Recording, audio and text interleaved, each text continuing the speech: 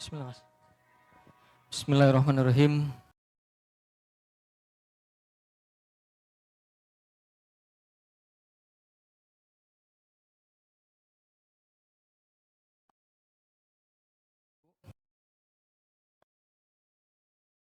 Ya, menjadi bukti bahwa Allah ridho dengan ikhtiar kita dan Allah juga insya Allah akan memberikan balasan terbaik atas semangat yang terus membara hingga siang ini dalam rangka mencari ilmu di jalan Allah ya. Insya Allah balasannya surga. Amin, amin ya rabbal alamin. Karena kata seorang guru, jika Allah mencintai seorang hamba, Allah akan mudahkan hamba tersebut untuk melakukan kebaikan. Bahkan hidupnya disibukkan dengan kebaikan-kebaikan hingga nanti kembali kepada Allah dalam keadaan yang terbaik, dalam keadaan husnul khatimah. Mudah-mudahan ya Bapak Ibu, kita balik ke Allah pas lagi ibadah, lagi hajian, lagi dakwah, insya Allah. Mudah-mudahan insya Allah lewat ikhtiar kita siang hari ini. Izin di sesi ketiga membersamai ayah bunda semua di tema yang insya Allah ini sangat menarik. Bahkan saya kalau mau bawain ini nih agak merinding gitu ya. Karena siapapun yang bisa melakukan ini, mempraktekkan ini, hidupnya akan penuh dengan keberuntungan. Hidupnya akan dicintai oleh Allah. Mau dicintai oleh Allah? Mau beruntung Bapak Ibu? Ya, bismillah kita belajar bareng. Kurang lebih ya, sampai asar ya. Kita bahas agar pulang dari sini kita jadi orang-orang yang beruntung dan orang-orang yang dicintai oleh Allah Subhanahu wa taala. Bismillahirrahmanirrahim. Innal hamdalillah nahmaduhu wa nasta'inuhu wa nastaghfiruh wa na'udzubillahi min sururi anfusina wa min sayyiati a'malina.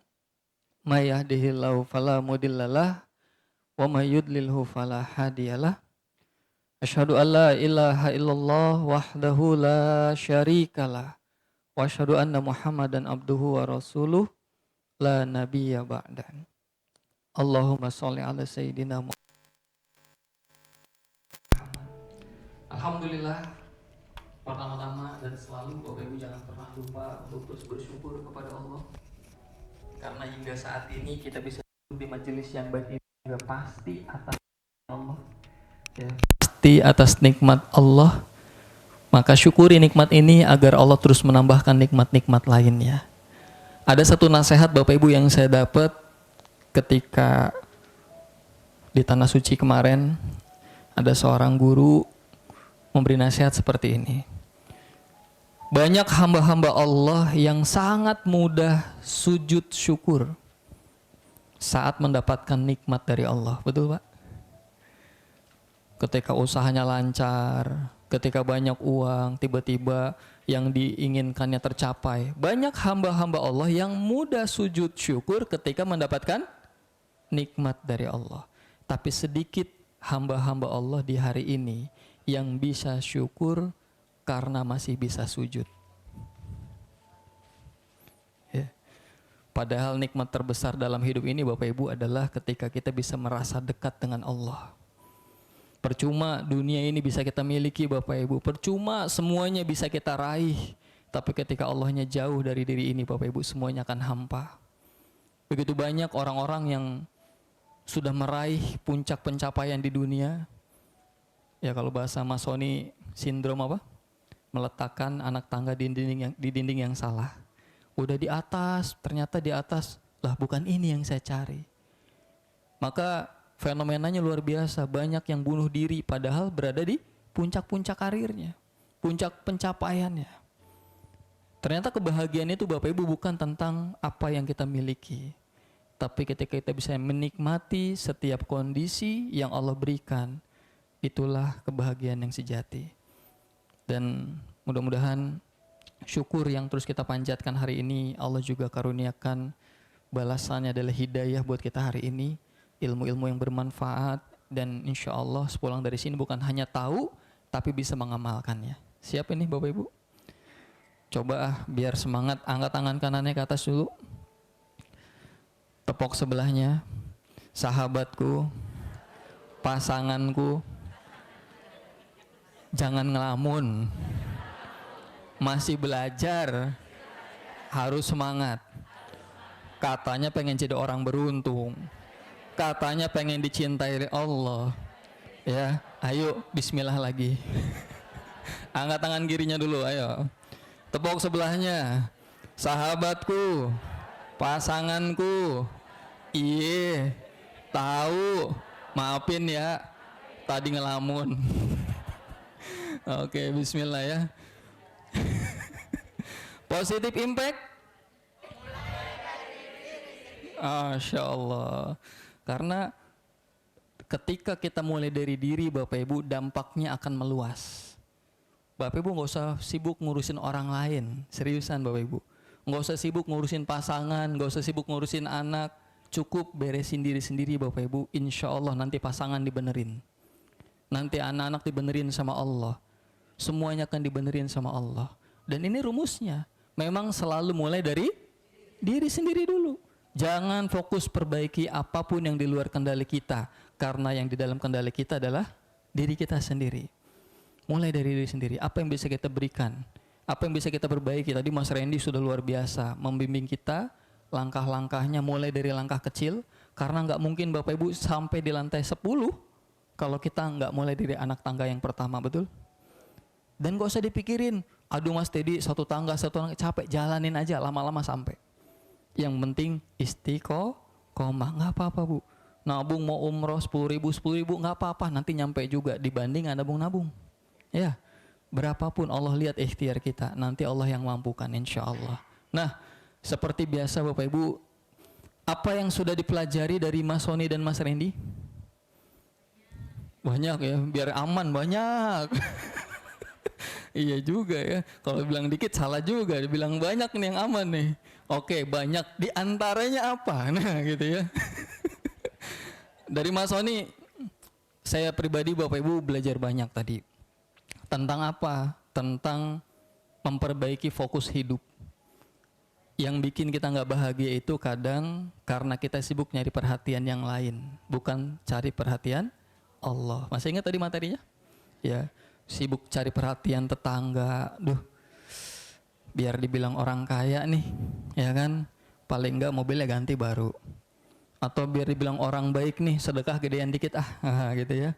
Ketika kita fokus nyari perhatian orang lain, maka kita sulit bahagia. Apalagi yang dipelajari tadi dari Mas Sony tentang tujuan hidup di dunia. Masih ingat 3L? Apa aja? Learn itu apa? Belajar. Yang kedua, love, mencintai. Yang ketiga, meninggalkan warisan terbaik. Bu, Pak, pengen gak sih pas kita nanti gak ada, tapi doa buat kita terus mengalir. Amal-amal jariah kita terus berdatangan. Kenapa kira-kira orang yang meninggal yang disampaikan Mas Sony tadi pagi, orang meninggal di alam kubur Bu, minta sama Allah, ya Allah bisa nggak kasih kesempatan hamba hidup lagi agar hamba bisa sedekah. Kenapa permohonan sedekah Bapak Ibu? Karena sedekah itu Bapak Ibu salah satu amalan yang benefitnya bisa langsung dirasakan ketika di alam kubur. Sebagai penerang, sebagai peringan yang menemani Bapak Ibu. Maka apa warisan terbaik yang ingin Bapak Ibu tinggalkan? Apa sih yang pengen dikejar sebelum kita meninggal dunia? Mas Sony udah jelasin panjang lebar. Bapak Ibu, tidak ada satupun orang yang ingin meninggal yang dia khawatirkan adalah, ya Allah kenapa ya kok saya nggak bangun usaha lebih gede lagi? Ada yang kayak gitu Pak? Ini udah mau meninggal nih, ya udah di ujung nafas. Ada nggak yang mengkhawatirkan, ya Allah kenapa ya ini saya nggak siapin lebih bagus lagi strateginya? Kenapa ya kok saya nggak bikin besar lagi rumah saya yang kemarin? Ada nggak yang kayak gitu? Nggak ada Bu. Saya dapat cerita dari Mas Sony. Memang kadang kita baru menemukan Bapak Ibu makna kehidupan itu ketika kita ingin meninggal dunia. Atau betul-betul melihat orang-orang yang hampir meninggal dunia. Kita kan belajar banyak Bapak Ibu. Polanya sama Pak. Saya ketemu orang-orang yang mau meninggal itu Pak, tapi nggak jadi meninggal. Biasanya jadi baik Pak. Tobat, luar biasa. Saya waktu umroh bareng Bapak Ibu, saya lupa bulan apa, ada seorang dokter spesialis Bapak Ibu, beliau kepala rumah sakit yang disegani di daerah Jawa Tengah. Satu meja makan dia cerita gini, Mas Dedi, saya sekarang gak mau ngejar apa-apa Mas. Ternyata percuma punya jabatan tinggi, percuma punya pendidikan tinggi kalau gak ingat sama Allah. Kemarin Mas Dedi saya hampir meninggal. Saya hampir meninggal, kena COVID. Saya dokter Mas, saya tahu ilmunya, saya nggak bisa nyembuhin diri sendiri. Lah nggak ada teman-teman saya yang bisa nyembuhin saya. Nggak ada yang mau deketin saya. Siapa yang mau ketularan? Betul kata Mas Soni tadi tuh. Bahkan Bu, ketika COVID, Anda dilupakan, nggak ada yang deketin, bahkan sebelum meninggal dunia tuh. Maka Mas, saya nggak mau lagi nyari perhatian siapapun. Saya mau habisin waktu saya untuk ibadah aja Mas. Saya nemuin kalimat ini Bapak Ibu kebanyakan dari orang-orang yang sudah berada di titik kritis tapi diselamatin sama Allah. Mas Soni juga sempat cerita, beliau sempat dirawat juga Bapak Ibu di rumah sakit waktu itu. Kena COVID, ya nyari rumah sakit susah, sampai ketemu sebuah rumah sakit, satu kamar sama orang yang sama-sama COVID juga. Dan sekian jam itu pasiennya berganti, ternyata meninggal dunia. Bu, gimana perasaan Bapak Ibu? Satu kamar, kemarin masih ngobrol mungkin, masih ngelihat, masih ngedengar suaranya, ternyata sekian hari itu dikabarkan satu-satu meninggal. Gimana perasaan Anda yang ada di ruangan itu, yang Anda juga sakit? Biasanya Bu, udah gak mikir macam-macam tuh, bener gak? Maka di situ Mas Soni menyampaikan makna yang dia dapat tentang arti kehidupan. Saya Bapak Ibu juga menemukan makna yang sama ketika Allah izinkan kemarin di Padang Arafah itu ngelihat orang meninggal Bu. Di depan kita tuh banyak Pak. Ayo lagi hajian Pak, kalau Bapak Ibu nanti ke Padang Arafah itu, mau orang yang tinggi besar, kelihatannya kuat, kayak raksasa gitu ya kalau orang Timur Tengah itu. Tapi semuanya Bapak Ibu, kalau Allah udah bilang selesai, bergeletakan di kanan kiri. Saya di situ juga merenung, ya Allah, apa ya yang saya cari selama ini? Ternyata saya juga bakal meninggal cepat atau lambat. Atau mungkin bisa jadi saya nggak balik ke Indonesia. Saya langsung mikir, ya Allah, tadi pagi masih mikirin masalah.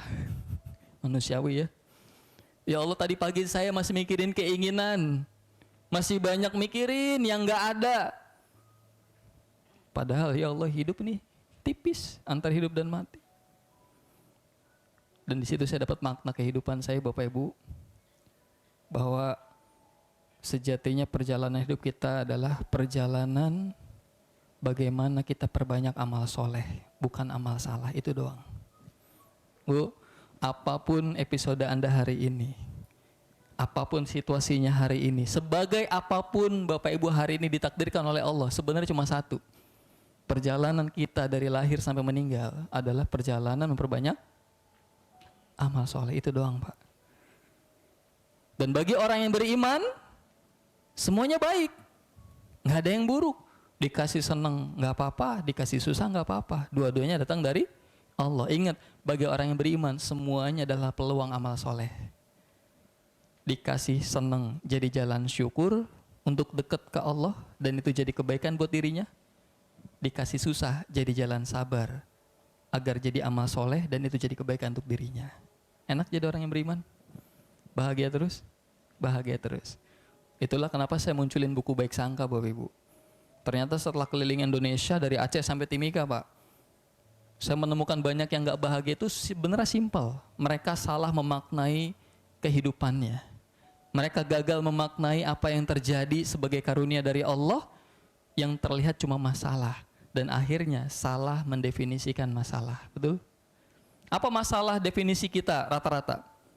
Semua yang terjadi yang gak seperti harapan kita itu masalah.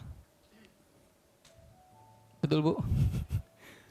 Pertanyaan saya simpel. Apakah yang gak sesuai harapan pasti masalah Pak?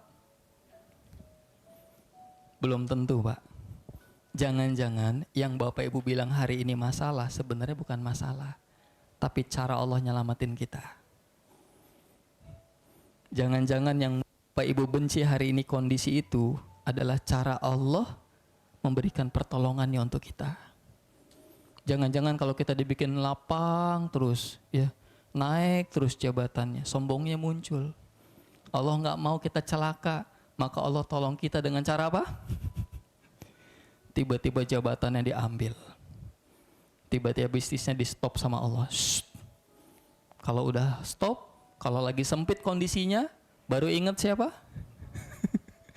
Baru tuh, ya air matanya mudah jatuh, hatinya lembut, baru bilang Allah, Allah. Wah, udah nikmat banget. Maka Bapak Ibu sekalian, kita udah belajar di kelas PPA bahwa masalah adalah tanda cinta Allah kepada seorang hamba. Dan semuanya baik. Tidak ada yang buruk Bapak Ibu semua. Maka maknai bahwa setiap episode itu adalah bagaimana Allah berharap kita sebagai hambanya Allah perbanyak amal soleh, bukan amal salah. Mengapa kita ada di dunia ini? Bapak Ibu, pertanyaan ini jangan pernah lupa untuk terus di-refresh dalam hati kita, dalam diri kita. Ada 3 Bu yang perlu ditanyakan, yang terus direnungi. Kalau bisa di setiap kesempatan kita me time berdoaan sama Allah. Yang pertama, saya dari mana? Yang kedua, saya sedang apa?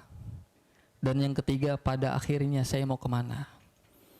Siapapun yang bisa menjawab 3 pertanyaan ini, insya Allah Bapak Ibu hidupnya selamat, hidupnya bahagia. Tapi orang-orang yang nggak paham jawabannya, biasanya ini banyak kecewanya. Ya, banyak menderitanya dalam hidup dan nggak nyaman jalanin hidup karena nggak ngerti kenapa. Di setiap sholat tanyain, ya Allah, yang saya lakukan ini udah benar belum ya?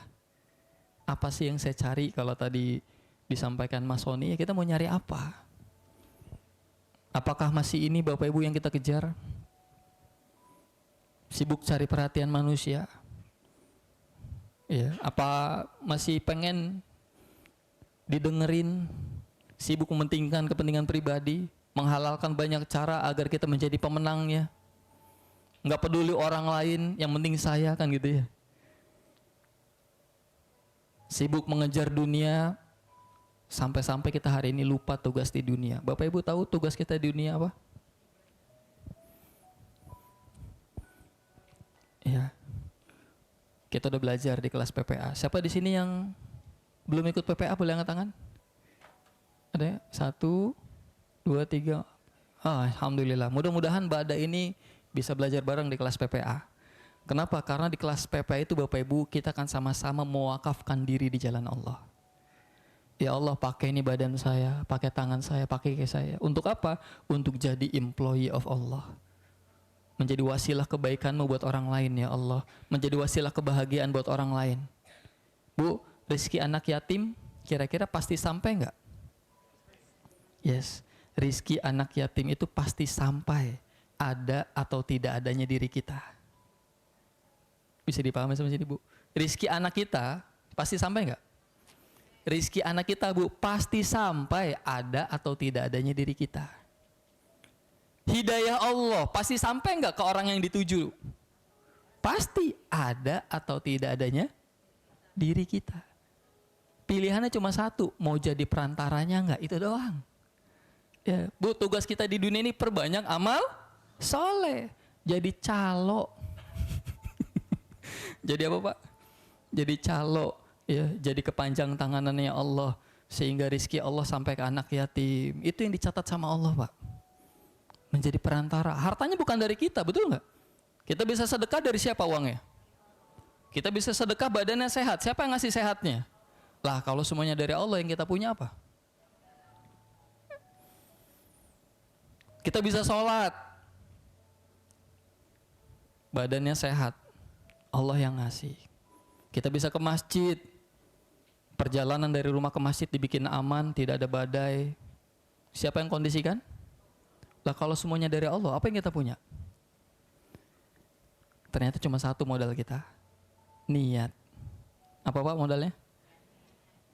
Makanya setiap amal itu yang dinilai adalah niatnya, bukan banyaknya. Kecil, ikhlas, nilainya besar di hadapan Allah. Meskipun amalan itu besar Bapak Ibu, terlihat istimewa, tapi kalau bukan karena Allah nggak ada nilainya. Maka hati-hati dengan niat. Banyak alumni-alumni ya ketika datang konsultasi, Mas Teddy saya udah praktekin ilmu yang ini, saya udah melakukan ini. Tapi kenapa kok hidup nggak berubah-berubah? Pak, bismillah, bisa jadi hidup kita nggak berubah bukan karena belum melakukan kebaikan. Bisa jadi bukan karena belum melakukan ibadah. Bisa jadi ibadahnya udah banyak, kebaikannya udah banyak. Tapi kenapa kok belum datang pertolongan? Jangan-jangan niatnya masih salah. Karena segala sesuatu yang niatnya keliru nggak jadi ibadah. Dan kalau nggak jadi ibadah, nggak jadi wasilah pertolongan Allah. Tahajudnya bukan karena Allah, tapi biar utang lunas. Duhanya bukan karena Allah, tapi biar usahanya lancar. Berbuat baik sama pasangannya bukan karena Allah, tapi biar pasangannya baik. Hati-hati Pak, Bu. Itu namanya modus. Apa namanya? Kita sering modus. Saya baikin pasangan saya biar dia berubah. Bu, itu tanpa sadar kita sedang menduakan Allah tuh. Makanya Allah nggak pengen diduain. Makanya pasangannya dibikin nyebelin lagi tuh. Bener nggak? Ya, karena yang merubah pasangan bukan kita, tapi siapa? Allah yang maha membolak-balik hati. Tugas kita merayu Allah yang maha membolak-balik hati. Dengan cara apa? Melakukan banyak kebaikan semata karena ada seorang ibu, Bu, di Bojonegoro, dia datang cerita gini, Mas Teddy, saya ini seorang ibu yang sedang berjuang membesarkan anaknya sendirian. Suami saya udah nggak ada. Tapi kondisinya hari ini Mas, anak saya ini susah nurut. Kalau diomongin selalu ngelawan, kalau dibilangin selalu keras. Gimana caranya Mas biar anak saya ini baik? Saya udah melakukan ini, saya udah melakukan itu, tetap Mas nggak diterima sama dia. Gimana caranya? Saya bilang cuma gini waktu itu, Bu, saya yakin ibu orang baik. Bismillah ya Bu, pulang dari sini, lakukan kembali seperti biasa tugas seorang ibu kepada anaknya. Tapi mulai besok Bu, lakukan semuanya karena Allah saja, bukan karena yang lain. Bikinin susunya karena Allah, nyiapin makanannya karena Allah, nyiapin pakaiannya karena Allah, bahkan nasihat yang keluar dari lisannya karena Allah. Nggak peduli nanti anaknya berubah atau nggak peduli nanti anaknya baik atau nggak usah dipikirin nanti dia berbalas kebaikan ke kita atau enggak. Yang penting Allah Bu, serius, kalau Anda berada di titik itu nanti, di level itu, udah nggak berharap kepada siapapun, tugas Anda lakukan saja yang terbaik. Lihat, pertolongan Allah nggak jauh-jauh Bu. Kurang lebih 7 hari, sepekan kurang lebih, dia WA lagi, Mas Teddy, alhamdulillah, anak saya sekarang berubah. Ingat rumusnya, wa may yattaqillaha yaj'al lahu makhraja wa yarzuqhu min haitsu la yahtasib. Allah kasih rizki dari arah yang enggak diduga-duga. Syaratnya apa? Takwa. Syarat takwa apa? Ibadah. Syarat ibadah apa? Ikhlas. Jangan-jangan kita belum ibadah karena belum, walaupun kelihatan ibadah. Bisa dipahami sampai sini Bapak Ibu? Ini pentingnya niat. Maka niatin duduknya kita hari ini. Ya Allah, saya duduk di sini niatnya karena Engkau ya Allah. Bukan karena pengen ketemu Mas Sony. Ini banyak fans sama Sony, saya paham nih. Ya makanya berat juga jadi pembicara terakhir. Oh Mas Teddy, siapa Mas Teddy gitu ya. Tapi insya Allah enggak ya. Enggak sini aman. Lakukan karena Allah, insya Allah Bu. Ini jadi ibadah yang mengundang keajaiban. Siap? Nah, di kelas PPA kita mewakafkan diri jadi seorang IOA, Employee of Allah. Ini kita bahas seharian nih Bapak Ibu di kelas PPA. Kalau kita pengen jadi orang yang beruntung, maka luaskanlah hajat hidup kita. Bukan hanya mikirin diri kita, tapi mikirin umat. Bukan tentang berapa yang saya dapat, tapi berapa banyak yang bisa saya berikan. Bu, ketika kita menghadap Allah nanti, Allah nggak pernah ngelihat seberapa banyak harta kita di dunia. Allah nggak pernah melihat seberapa mewah mobil Anda hari ini. Allah nggak pernah melihat seberapa bagus rumah kita hari ini. Betul kira-kira? Tapi apa yang Allah lihat kira-kira? Seberapa banyak manfaat yang Bapak Ibu berikan ketika hidup. Karena pada akhirnya sebaik-baiknya manusia bukan yang paling banyak hartanya, tapi yang paling banyak. Yes. Dan itu Bu disampaikan dalam sebuah hadis. Masya Allah, ini salah satu nasihat yang penting. Ini bekal hari ini dari saya Bapak Ibu. Rasulullah SAW ya bersabda, tidak akan beranjak kedua kaki anak cucu Adam di hadapan Allah kelak sebelum ia ditanya 5 hal. Ingat baik-baik Bapak Ibu, sebelum ditanya 5 hal. Yang pertama, Allah akan tanya tentang usia yang diberikannya. Kira-kira usia yang diberikan oleh Allah digunakan untuk apa? Yang kedua, masa mudanya dihabiskan untuk apa? Yang ketiga, Allah tanya hartanya dari mana? Diperoleh dengan cara apa? Yang keempat, hartanya digunakan untuk apa? Dan yang kelima apa? Ilmu yang diberikan oleh Allah kira-kira digunakan untuk apa? Bu, kalau ini ditanya hari ini, kira-kira apa jawaban kita di hadapan Allah? Sudahkah kita bisa memberikan jawaban terbaik? Ketika Bapak Ibu berkomitmen menjadi EOA, Employee of Allah, insya Allah Bapak Ibu bisa jawab dengan jawaban terbaik nantinya. Amin. Karena dari 5 ini Bu, kalau saya mau rangkum, ini bisa jadi 3. Kenapa? Karena poin 1, poin 2 ini satu tema tentang waktu, betul? Ya, usia dan masa muda. Poin 3 dan poin 4 ini tentang harta. Jadi waktu, harta, dan ilmu. Kalau Bapak Ibu berkomitmen menjadi seorang IOA, masih ingat tugas IOA apa? Ibadah, khalifah, dakwah. Ketika ditanya sama Allah, usia yang saya berikan, usia yang aku berikan, waktu yang aku berikan, digunakan untuk apa? Ibadah. Hartanya dari mana? Hartanya digunakan untuk apa? Bermanfaat buat orang lain, sebagai seorang khalifah, kontribusi untuk umat. Ilmunya? Dakwah. Bismillah.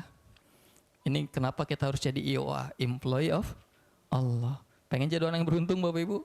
Ayo bergerak dari sekarang. Tentukan langkah kecil kita. Ya, jadi ibadah, khalifah, dakwah. Menjadi manusia versi terbaik. Baik bukan hanya di hadapan manusia, tapi yang paling utama adalah baik di hadapan Allah. Dan juga baik kepada sesama tentunya. Karena ini dua-duanya harus baik. Hablum minallahnya baik, hablum minannas harus baik. Nggak bisa baik salah satunya aja Bu. Misalkan sholatnya bagus, tahajudnya bagus, ya ahli masjid lah pokoknya. Top kalau ibadah. Tapi sama tetangganya sering nyakitin. Kira-kira gimana? Hati-hati ya. Jangan-jangan penghambat surga kita karena kita sama tetangga masih bermasalah sampai sekarang. Maka ingat, dalam hidup ini hanya perjalanan perbanyak amal soleh, bukan amal salah. Kita bisa introspeksi diri, kira-kira perbuatan kita ini amal soleh apa amal salah? Yang saya lakukan hari ini sesuai dengan inginnya atau baru inginnya? Apakah kita sudah di versi terbaik? Nah sekarang di siang ini Bapak Ibu, mau jadi manusia versi terbaik? Caranya cuma 2, nggak banyak-banyak Bu. 2P namanya. Apa namanya? 2P. P yang pertama, perbaiki tujuan hidup. Dan P yang kedua, pembuktian cinta. Perbaiki tujuan hidup, dan yang kedua, pembuktian. Kita bahas satu persatu. Bismillah, semoga Allah ridho. Perbaiki tujuan hidup. Kalau kita ingin jadi manusia versi terbaik, maka dimulai dari perbaiki tujuan hidup. Dan ini sudah dimulai dari Mas Sony pagi, betul ya? Kita bahas tentang apa yang kita cari, mau kemana, ya, learn, love, kemudian meninggalkan legacy, live to legacy. Sebaik-baiknya manusia adalah yang takwa. Pada akhirnya Bapak Ibu, sebaik-baiknya manusia adalah yang paling bertakwa. Bertakwa itu ngikutin kemauan siapa? Kemauan Allah apa kemauan kita? Kemauannya Allah.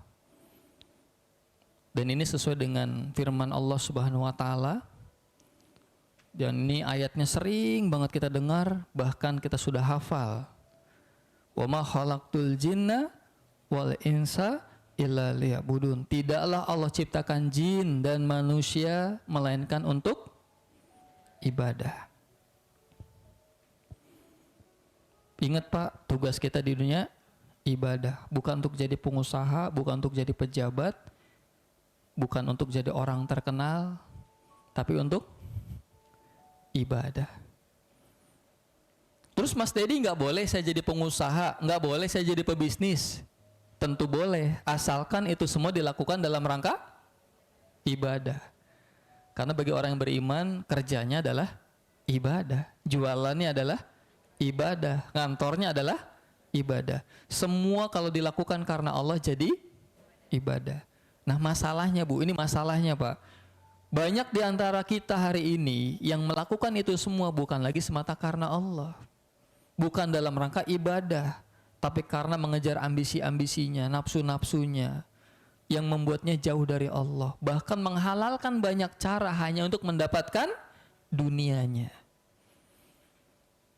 Kesalahan terbesar seorang hamba adalah Bapak Ibu ketika sibuk mengejar dunia, lupa tugasnya di dunia. Bahkan mengejar sesuatu yang sudah dijamin dengan cara mengabaikan yang belum dijamin. Rizki udah dijamin, tapi sebegitunya Bapak Ibu. Bahkan menghalalkan banyak cara hanya untuk mendapatkan rizki yang sudah dijamin. Ini bahaya. Maka yuk kembali perbaiki tujuan hidup kita. Sebaik-baiknya manusia adalah yang paling bertakwa kepada Allah Subhanahu wa taala. Dan Bapak Ibu, ketika kita perbaiki tujuan kita hanya ingin mengharap ridha Allah saja, maka siap-siap jadi orang beruntung. Bu, Pak, ini hadiah dari Allah. Ketika Bapak Ibu perbaiki tujuan hidupnya, ya Allah, mulai hari ini apapun yang hamba lakukan semata karena Engkau ya Allah, maka ada 3 hadiah. Apa aja? Yang pertama, Allah akan berikan kepada Bapak Ibu hati yang selalu merasa cukup. Cukup aja Bu, walaupun mungkin kelihatan orang lain tuh kayak kurang, nggak punya apa-apa, tapi Bapak Ibu bahagia. Karena apa? Karena dikasih hati yang merasa cukup. Bahkan di hadis yang lain dikatakan Rasulullah SAW bersabda bahwa kekayaan yang hakiki di dunia ini ternyata bukan dengan banyaknya harta, tapi kekayaan yang hakiki adalah ketika Allah karuniakan kepada hati kita hati yang selalu merasa cukup. Dan itu bisa Bapak Ibu raih ketika tujuan hidupnya hanya mengharap ridho Allah saja. Yang kedua, ini yang keren nih Bu. Ketika Bapak Ibu sudah perbaiki tujuan hidupnya, maka jangan heran, jangan kaget, urusan-urusannya diberesin sama Allah. Satu-satu selesai. Dan yang ketiga, apa janji Allah? Dunia akan didatengin ke hadapan Anda dalam keadaan tunduk. Bapak Ibu akan dilayani dunia, semuanya akan didatengin sama Allah. Yang pengen umroh, tiba-tiba pulang dari sini, anaknya bilang, "Mak, nanti umroh bareng PPA November ya." Amin. Kenapa? Dapat bonus Mak, ayo berangkat bareng. Mungkin? Insya Allah. Tidak ada yang tidak mungkin. Allah yang bilang Bapak Ibu dunia akan datang. Dan saya merasakan ini Pak, jujur. Saya sangat mengiyakan hadis ini. Dulu Pak ketika saya masih kerja menjadi seorang karyawan kurang lebih 2006 sampai 2013, berarti 7 tahun ya, bekerja di sebuah perusahaan. Itu fokus saya Bu, itu ngejar dunia. Gimana caranya biar uang banyak. Kenapa saya punya mindset kayak gitu? Karena kalau uang banyak pasti bahagia. Kenapa kok saya punya bayangan seperti itu? Karena dulu waktu kecilnya saya hidup bukan dari orang yang banyak uang Bapak Ibu. Ya, ibu bapak saya keluarganya sederhana, yang kalau mau apa-apa itu nggak langsung bisa ada. Bahkan sering dipanggil ke ruang kepala sekolah. Kenapa belum bayaran? Ya, itu perjalanan hidup yang luar biasa. Jadi saya punya mindset, ya Allah saya harus punya uang banyak biar saya bisa bahagia, nggak kayak dulu lagi. Semuanya Bu saya lakukan demi dapetin uang. Saya sampai punya buku catatan. Di sini siapa yang punya buku catatan keuangan pribadi? Ini saya udah lakukan Bu jauh ya sebelum saya kenal PPA pokoknya. Jadi saya punya buku folio Pak yang separoh tuh, kayak tukang kartu kredit ya, yang separoh. Itu saya bikin garis, saya bikin catatan Bu. Gaji sekian, rencana pengeluaran sekian. Saya total Pak, set. Lah kok minus? Lah baru gajian Bu, udah stres, betul nggak? Langsung stres Pak.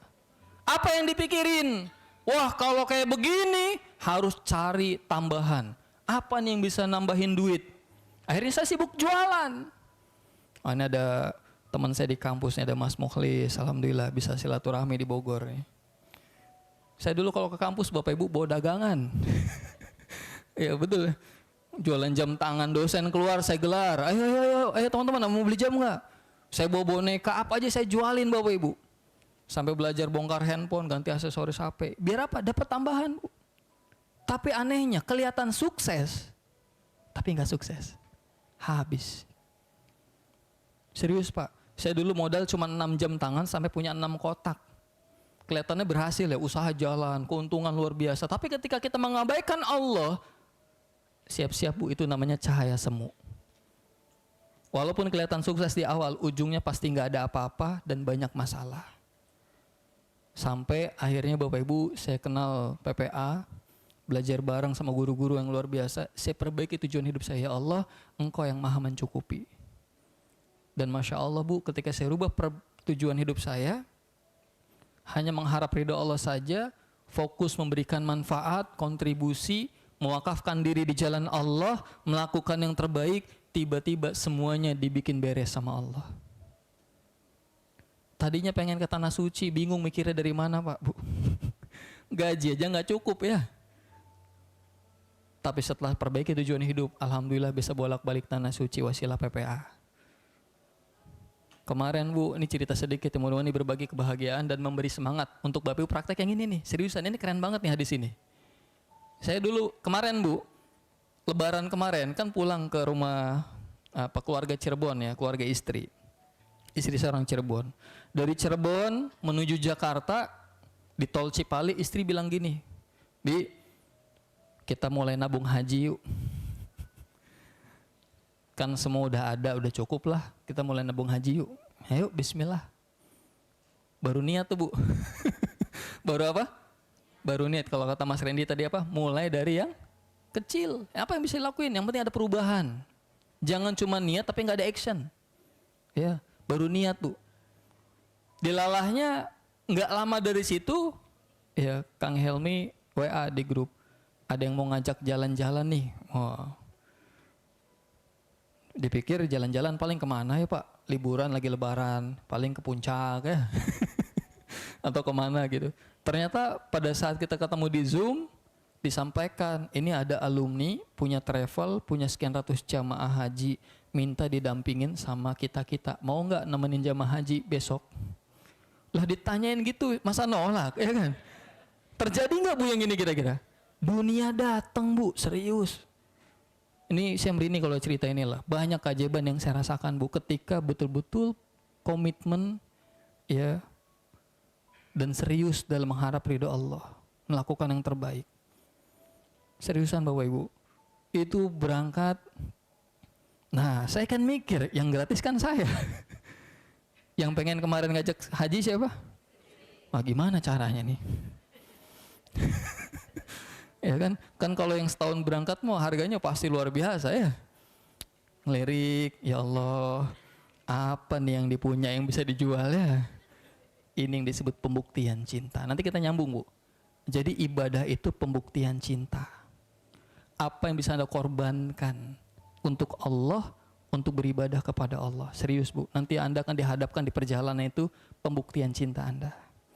Banyak orang yang aku cinta sama Allah, tapi mana buktinya? Dad katanya cinta sama Allah, tapi kalau subuh kesiangan terus. Dad katanya ngaku cinta sama Allah, tapi sedekahnya ngitung-ngitung terus. Mana pembuktian cintanya?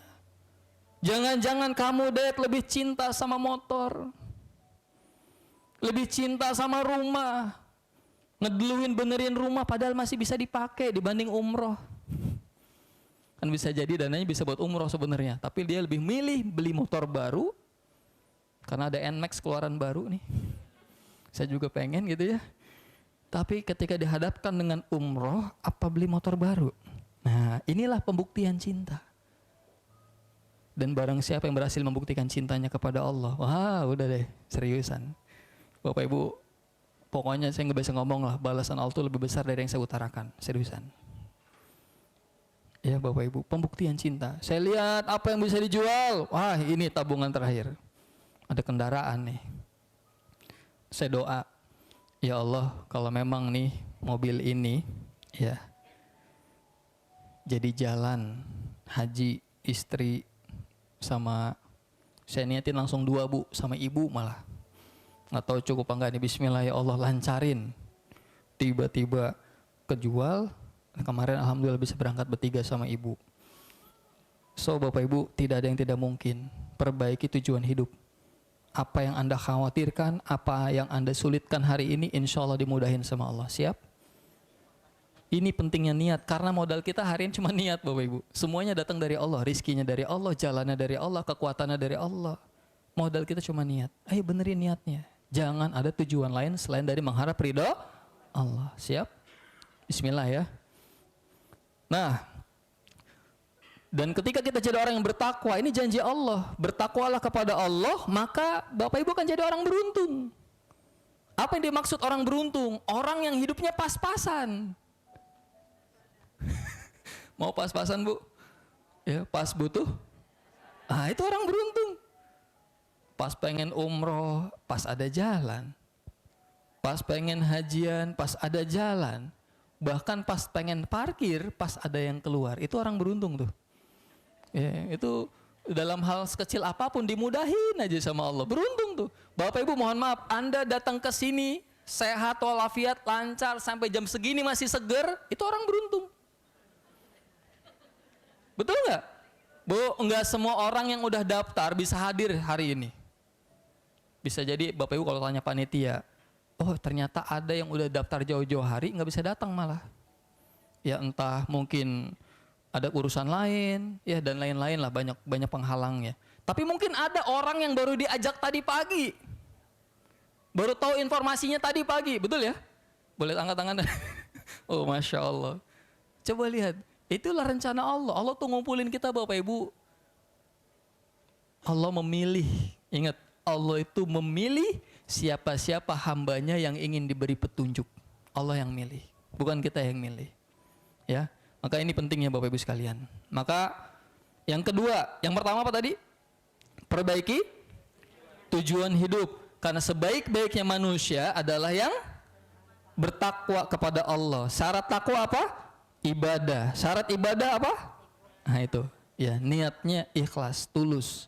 Nah yang kedua, P yang kedua adalah pembuktian cinta. Sebaik-baiknya manusia adalah yang paling bermanfaat. Nah ini tadi materinya Mas Randy ya. Bagaimana kita menjadi orang yang bermanfaat Bu? Pengen jadi orang yang beruntung?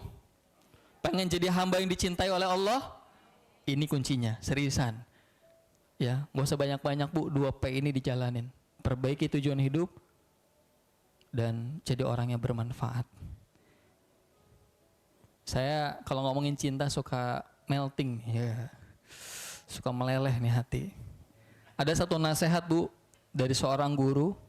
Suatu ketika saya, Mas Randy, ya, saya, Mas Randy dan guru-guru PP yang lain, Mas Sony, Ustadz Mukhtar, Kang Helmi, diizinkan silaturahmi ke rumahnya Gus Baha waktu itu. Dan ada nasihat penting buat saya pribadi yang makjelep. Ya, makjelep itu ya, nusuk gitu Bu. Kayak ditampar gitu. Pak gitu ya. Beliau bilang gini, puncak dari ketakwaan itu adalah cinta. Dan yang namanya cinta tidak banyak meminta, namun siap memberikan yang terbaik untuk yang dicinta. Betul Bapak Ibu? Kalau kita udah cinta Bu, banyak nuntut nggak kira-kira? Bahkan kekurangan udah nggak kita pikirin, betul nggak? Semuanya indah, yang penting deket sama yang dicinta. Betul ya? Bener. Coba gini, Bu. Coba angkat tangan kanannya begini. Colek dagu sebelahnya. Iya.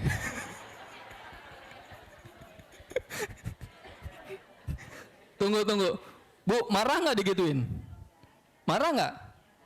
Kenapa nggak marah sama temennya? Karena Bapak Ibu kenal sama temennya kan udah kenalan ya. Udah tumbuh rasa sayang. Nggak kenal nggak sayang. Karena udah kenal maka sayang. Udah cinta nih, maka digituin sahabatnya marah nggak? Lah tapi kalau di tengah jalan Bu, tiba-tiba ada orang yang gini, iya kira-kira gimana? Wah ngajak ribut. Tunggu. Kenapa yang pertama kok nggak apa-apa, yang kedua bisa marah-marah, padahal sama tuh perlakuannya? Karena yang pertama kenal, yang kedua cinta.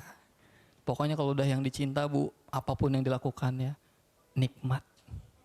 Mau senang mau susah nggak apa-apa ya Allah. Yang penting kok nggak jauh dari hamba ya Allah, itu doang. Bahkan siap memberikan yang terbaik untuk yang dicinta. Dikasih kesempatan sedekah. Tadi Mas Sony bilang batas getar atas. Kalau kita membuktikan untuk yang dicinta Bu, bahkan nih mohon maaf ya Bu, ketika dulu kita PDKT nih Pak sama istri kita, gitu ya, ketika pengen ngasih hadiah buat istri kita, semua dijual nggak? Ya kan? Enggak, ini enggak cerita yang di sini, ini cerita saya, ini mah cerita saya.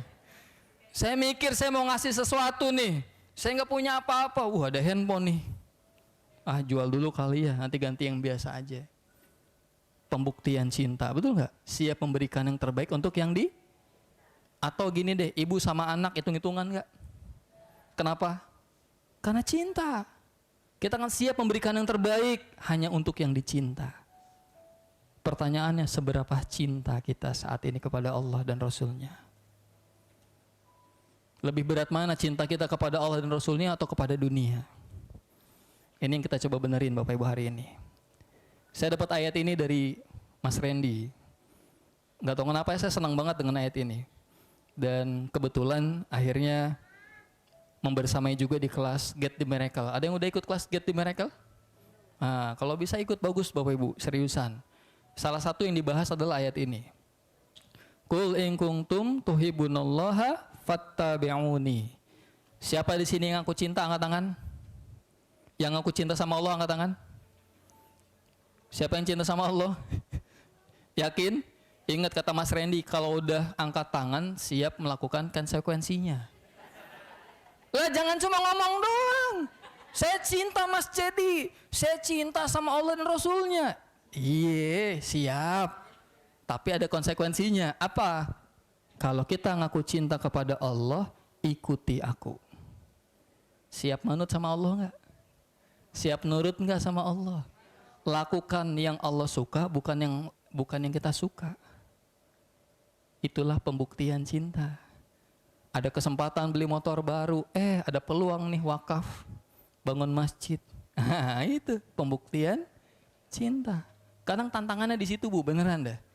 Allah pengen nguji nih kesetiaan ya, kecintaan kita kepada Allah dan Rasulnya ketika kita dihadapkan dengan keinginan biasanya. Ada peluang amal soleh, ada peluang melampiaskan hawa nafsu kita. Pembuktian cintanya yang mana nih? Ini nih. Kalau kita ngaku cinta sama Allah, ya Allah, bismillah ya Allah. Nih pembuktian cintaku ya Rob. Maka betul tuh umroh haji itu pembuktian cinta. Sholat subuh berjamaah di masjid itu pembuktian cinta. Kenapa? Ada dua pilihan. Satu, lanjut tidur dengan AC yang dingin, kasur yang empuk, enak di hotel, Swiss Bell. Atau jalan ke masjid. Betul nggak? Kita selalu akan melawan antara zona nyaman dan zona yang tidak nyaman. Itu pembuktian cinta. Mau bangun malam, apa terus tidur? Alarm udah bunyi berapa kali? Nanti ya. Ah nanti pas udah melek udah jam 6 pagi. Enggak, ini enggak ceritain di sini, ini mas saya, ini mas saya. Saya sering kayak gitu soalnya gitu ya. So Bapak Ibu ayo mulai hari ini kita keluar dari zona nyaman. Kalau kita ngaku cinta sama Allah, buktikan. Siap ini? Buktikan ya. Insya Allah ada injury time ya. Lanjut. Nah ini keren lagi rumusnya. Pengen dicintai lagi sama Allah? Bu, kalau yang ini hadiahnya nih.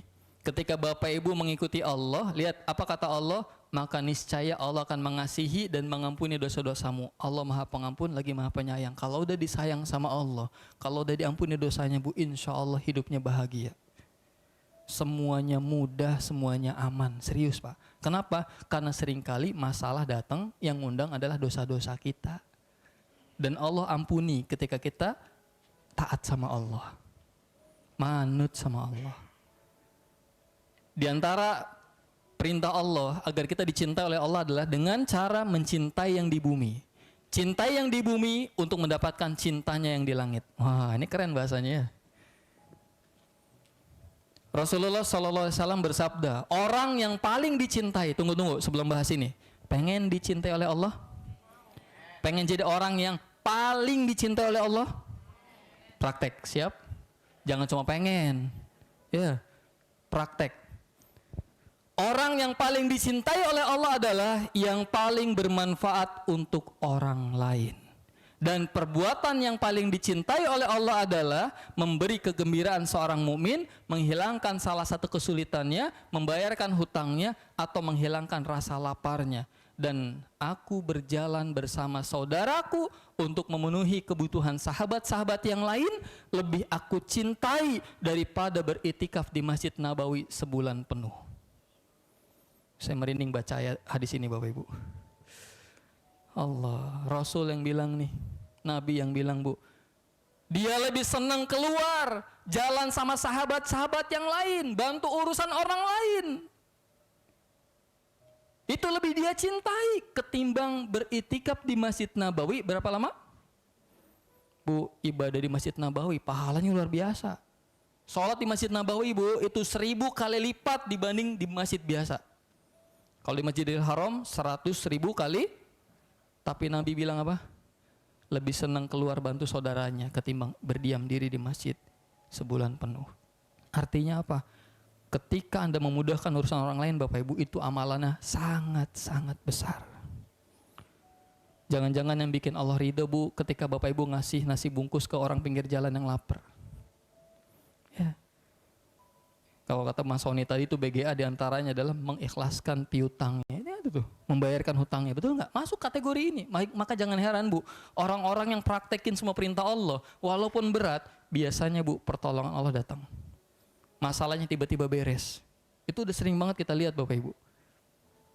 Tinggal pertanyaannya, siap nggak membuktikan cintanya? Kan gitu.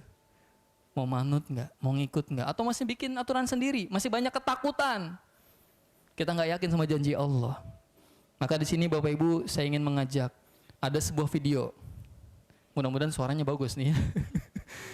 Ini videonya keren Bu. Ada salah satu orang yang hebat Bapak Ibu di Mesir yang hidupnya digunakan untuk menjadi wasilah kebaikan buat orang lain. Mudah-mudahan jadi inspirasi buat kita. Boleh ya? Boleh teman-teman? Bismillah. Siapakah Insinyur Salah Atiyah ini? Mengapa kematian beliau menggemparkan Kairo? Suaranya kurang ini ya? Mendem ya? Yang dihadiri lebih dari 1,5 juta orang. Mari kita simak kisah. Dari sini kali Mas.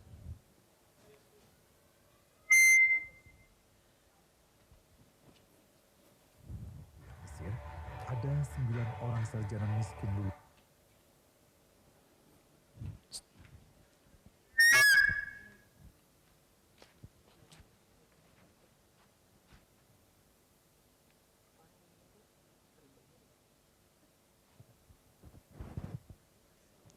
Ya, ini ada salah satu orang yang luar biasa Bapak Ibu. Pernah dengar kisahnya? Pernah ya? Baik, saya putar aja, bismillah, sambil saya bacain aja kalau suaranya nggak jelas. Siapakah Insinyur Salah Atiyah? Beliau adalah Insinyur Salah Atiyah. Kairo. dengan pemakamannya yang dihadiri. Pemakamannya Bapak Ibu dihadiri lebih dari 1,5 juta orang. Kisah dari Asosiasi Universitas. Apa yang sudah dilakukannya? Alkisah dari kampung kecil bernama. Beliau berasal dari kampung yang kecil, yang tertinggal Bapak Ibu sekalian. Ada 9 orang. Kemudian berkumpul dengan sahabat-sahabatnya untuk membangun sebuah usaha. Peternakan Ya, ini awal mulanya, membangun sebuah usaha. Mitra ke-10. Mereka patungan, Mereka terbentur modal, memberikan harta-harta terbaiknya yang mereka punya, jual tanah, menjual tanah, perhiasan, bahkan meminjam dari orang-orang terdekatnya untuk mewujudkan mimpi mereka, memiliki sebuah perusahaan. pertanyaan tersisa. Siapa mitra yang ke-10? Setelah berkumpul masih kurang, Mereka pun berkata, harusnya 10 orang. aku sudah. Maka ditetapkan, oh sudah ketemu. Siapa? Kata Yang ke-10 adalah Allah. Masya Allah. Jadi sahamnya Bapak Ibu 10% diberikan kepada mitra usaha Allah. yang ke-10. Allah akan mendapat 10% Maka keuntungan kita. diberikanlah saham 10% itu untuk Allah, diwakafkan kepada Allah. Ya Allah, hamba wakafkan dengan Kalau wabah penyakit, ditukar perlindungan dan minta keamanan dari Engkau ya Allah. kerjasama pun ditulis. Masya Allah Bu. Kemudian bahkan akad 10% hak Allah itu ditulis di dalam akta notarisnya. Usahanya berjalan, Setelah satu musim bisnis mereka langsung dan yang luar biasa Bapak Ibu, tiba-tiba bayangkan usahanya meroket, lalu mereka untungnya besar, dan saham Allah di perusahaannya ditingkatkan. Yang tadinya 10% yang diwakafkan naik jadi 20%. hingga mencapai 50%. Terus bertumbuh, ditambah lagi sahamnya jadi 50%. Nah, yang 50% haknya Allah dikemanain? Dibangun Bapak Ibu kampus-kampus. Menengah putra, Bahkan nggak nanggung-nanggung, kampusnya dibangun beserta stasiun kereta apinya terus membanjir dari dana keuntungan usaha yang dibangun tadi. Masya Allah. dan mereka pun mengajukan ke pemerintah untuk membangun. Nah ini beliau membangun sebuah universitas di kampungnya Awalnya ditolak dengan alasan tiadanya karena di pemerintahnya juga nggak punya dana. Akhirnya dibangun juga Bapak Ibu stasiun kereta apinya agar mahasiswanya mudah dengan stasiun jalan beserta dari desanya menuju universitas yang dibangun tadi.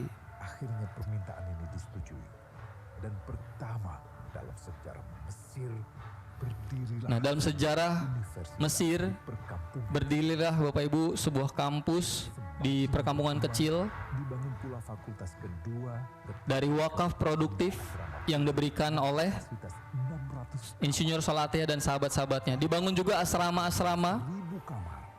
baik putri maupun dengan putra yang kapasitasnya sangat besar. Di kampung tersebut. Tak cukup hanya itu, dibangun Baitul Mal berikutnya hingga hilang kemiskinan di daerah tersebut.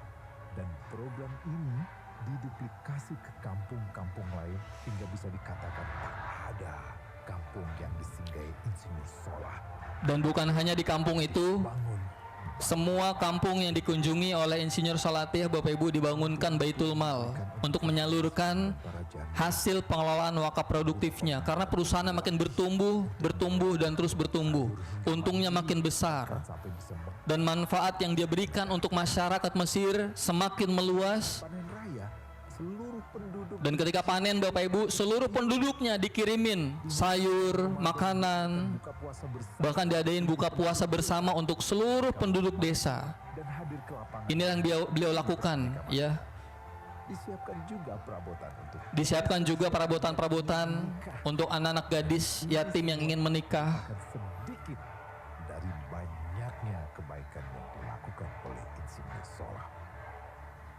Hingga pada akhirnya disepakatilah keuntungan perusahaan Nah, yang uniknya Bapak Ibu, persen.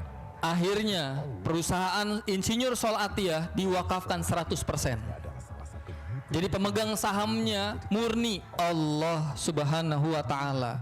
Bagaimana statusnya Insinyur Salatiyah? Yang tadinya pemilik, dia menjadi employee of Allah. butuh kepada Menjadi karyawannya Allah.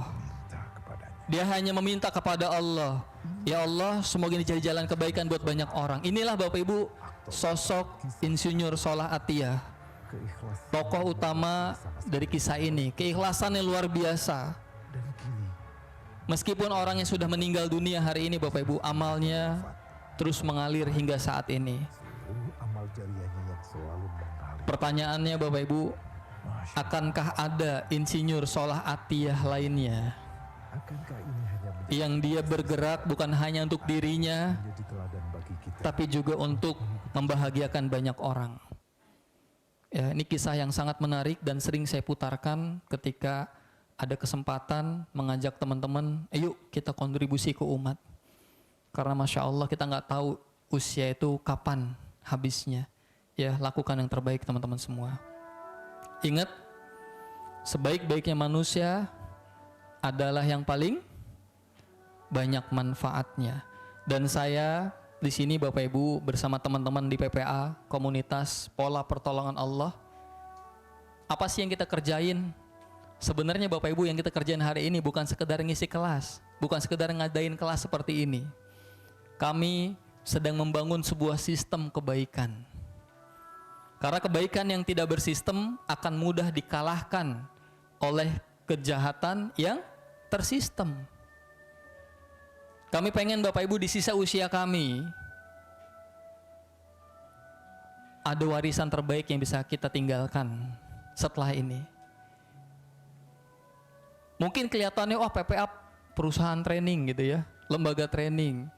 Di balik itu Bapak Ibu, dari biaya-biaya training yang Anda berikan, termasuk yang hari ini Anda berikan, itu Bu, endingnya bukan buat PPA. Karena PPA Institute salah satu perusahaan yang sudah diwakafkan. Uang training yang Bapak Ibu berikan itu disalurkan kembali untuk menghidupi rumah Quran, para penghafal Quran, dan juga anak-anak yatim kita. Anda belajar di PPA bukan hanya dapat ilmunya, insya Allah dapat amal jariahnya juga. Amin. Mungkin ini banyak yang belum tahu, tapi saya buka di sini Bapak Ibu. Ini yang kami lakukan. Kami bangun komunitas, ya, ingin mewujudkan visi yang sangat mulia, pengen jadi wasilah kebaikan buat banyak orang. Di sini alhamdulillah ada Pak Sudarmanto juga, ya, dari Ketua Lasnas Abu Liatam Indonesia.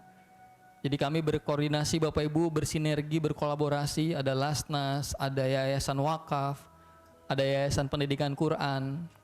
Kita yuk berikan yang terbaik untuk negara ini, untuk umat ini Bapak Ibu. Bebaskan Indonesia dari lapar, bebaskan Indonesia dari buta huruf Al-Quran, bebaskan Indonesia dari kesulitan. Gerakan Indonesia bertauhid, kita berikan majelis-majelis tauhid di seluruh Indonesia Bapak Ibu, dan itu nggak berbayar. Kok bisa Mas Teddy? Nah itulah saling subsidi ya, saling silang. Inilah sistem yang dibangun hari ini Bapak Ibu. Kenapa ada teras yang bisa diikuti oleh semua orang? Kalau nggak gitu Bapak Ibu semuanya nggak bisa jalan. Dan ini nggak bisa sendirian. Kira-kira mau bantu nggak? Mau ikut Bapak Ibu di gerakan kebaikan ini? Dan Bapak Ibu, Mas Teddy, saya kayaknya nggak bisa sering-sering. Bu, insya Allah lewat wakaf peradaban, wakaf produktif Anda sekali ngasih manfaatnya berkali-kali. Ini cara cerdas beramal soleh. Ya, Bismillah. Saya akan coba paparkan di sini Bapak Ibu. Siap melakukan yang terbaik nih? Tidak ada yang kebetulan. Sampai detik ini saya yakin ini takdir Allah. Mudah-mudahan Anda adalah orang-orang pilihan. Dan setelah ini sedang disiapkan nih pertolongan Allah. Tinggal pembuktian cintanya nih hari ini, kan gitu ya. Bisa jadi Allah lagi pengen membuktikan cinta kita nih. Allah udah dengerin doa kita kemarin. Bismillah Bapak Ibu. Saran saya ketika Anda terbesit niat baik hari ini, eksekusi. Ya, jangan kebanyakan nimbang-nimbang, itu bisikan setannya kuat nanti. Nah, umat sedang tidak baik-baik saja Bapak Ibu. Kita harus keluar. Ya, banyak anak-anak kecil yang putus sekolah, kehilangan orang tua. Di sini banyak sampah, di ujung sana kota yang luar biasa indah. Ini kayak di kota mana ya? Iya, Bekasi, jangan sebut-sebut Bekasi lah. Ya, karena rumah saya Bapak Ibu itu dekat Gunung Sampah. Ya, di Bantar Gebang. Kalau ada yang tetanggaan boleh mampir ya. Jadi inilah ketimpangan ya di Indonesia. Ada yang mungkin seringnya nongkrong di stasiun, nyari orang yang mungkin ngasih jajan dan lain-lain. Ada orang yang anak-anak kita Bapak Ibu yang sibuk kerja bantuin orang tuanya. Dan ini fakta Bapak Ibu. Di TikTok viral ada yang jual roti buat bantuin bapaknya, betul nggak? Pertanyaannya, ketika kita melihat ini Bapak Ibu, apakah kita akan diam saja? Apakah kita hanya di zona nyaman kita? Atau mau keluar menjadi hamba terbaik yang ingin memberikan kontribusi untuk umat. Ya, ini potret-potret kehidupan yang ada di sekeliling kita Bapak Ibu. Fakta berikutnya, anak yatim bertambah Bapak Ibu. Pada COVID kemarin data nih Bapak Ibu, ya data dari lembaga pemerintah bahwa anak yatim ini bertambah karena banyak orang tua yang meninggal ketika kena COVID. Dan alhamdulillah kami membangun Bapak Ibu. Nah, yang sempat nanti main tuh di sebelah ya, The Yatim Village. Ada Mas Wais Al-Qarni juga di sini. Dan tadi yang baca Al-Quran itu Bapak Ibu, ya anak didik di Yayasan Yatim Village.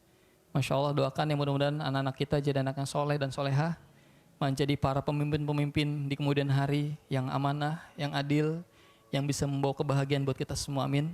Insya Allah.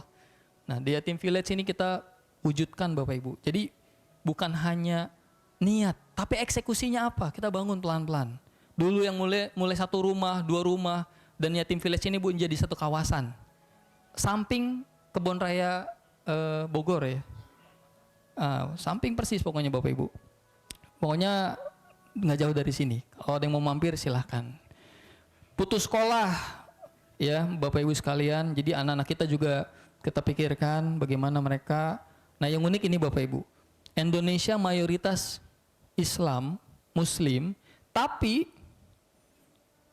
65% nggak bisa baca Quran. Fakta apa bukan kira-kira? Terus apakah kita diam saja Bu?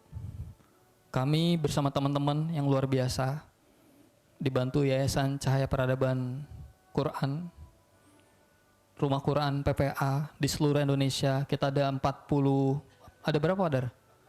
43 ya, alhamdulillah Bu. Kami bersama teman-teman nih, komunitas PPA yang luar biasa bersama alumni mendirikan 43 rumah Quran di seluruh Indonesia. Dan itu rata-rata sebagian besar Bu gratis. Ya Pak Dar ya. Disupport dari mana? Dari kelas-kelas BGA Bapak Ibu tuh yang di kelas PPA itu larinya ke situ. Ya, larinya ke rumah Quran. Ini saya sampaikan biar apa? Biar nanti pas ikut kelas PPA BGA-nya gede. Ya kenapa? Karena ini ke sini nanti larinya Bu. Ya, termasuk di One Quran Institute. Bapak Ibu punya anak SMA mau jadi penghafal Quran, titipin di One Quran Institute. Insya Allah itu juga gratis. Dari mana biayanya? Dari wakaf produktif yang dikelola. Hasilnya digunakan diantaranya untuk membiayai rumah Quran. Ya. Nah, problemnya Bu, ketika kita punya niat baik, kita memberikan gerakan mewujudkan gerakan-gerakan kebaikan. Banyak sistem kebaikan yang berhenti di tengah jalan, betul? Rumah Quran, Yayasan Yatim, baru launching Bu, baru gunting pita.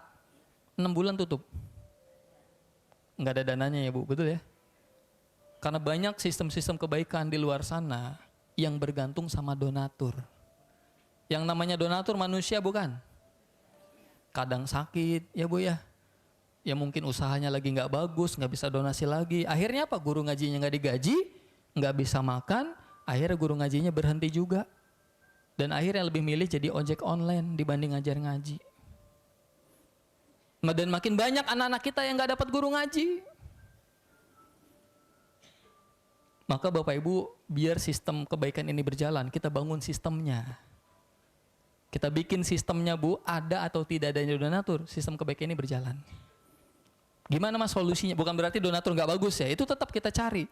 Tapi setiap gerakan kebaikan harus ada pondasinya. Itu yang kita bangun dengan wakaf produktif. Analoginya gini Bu, ya, ini sama-sama ngangkut air, betul?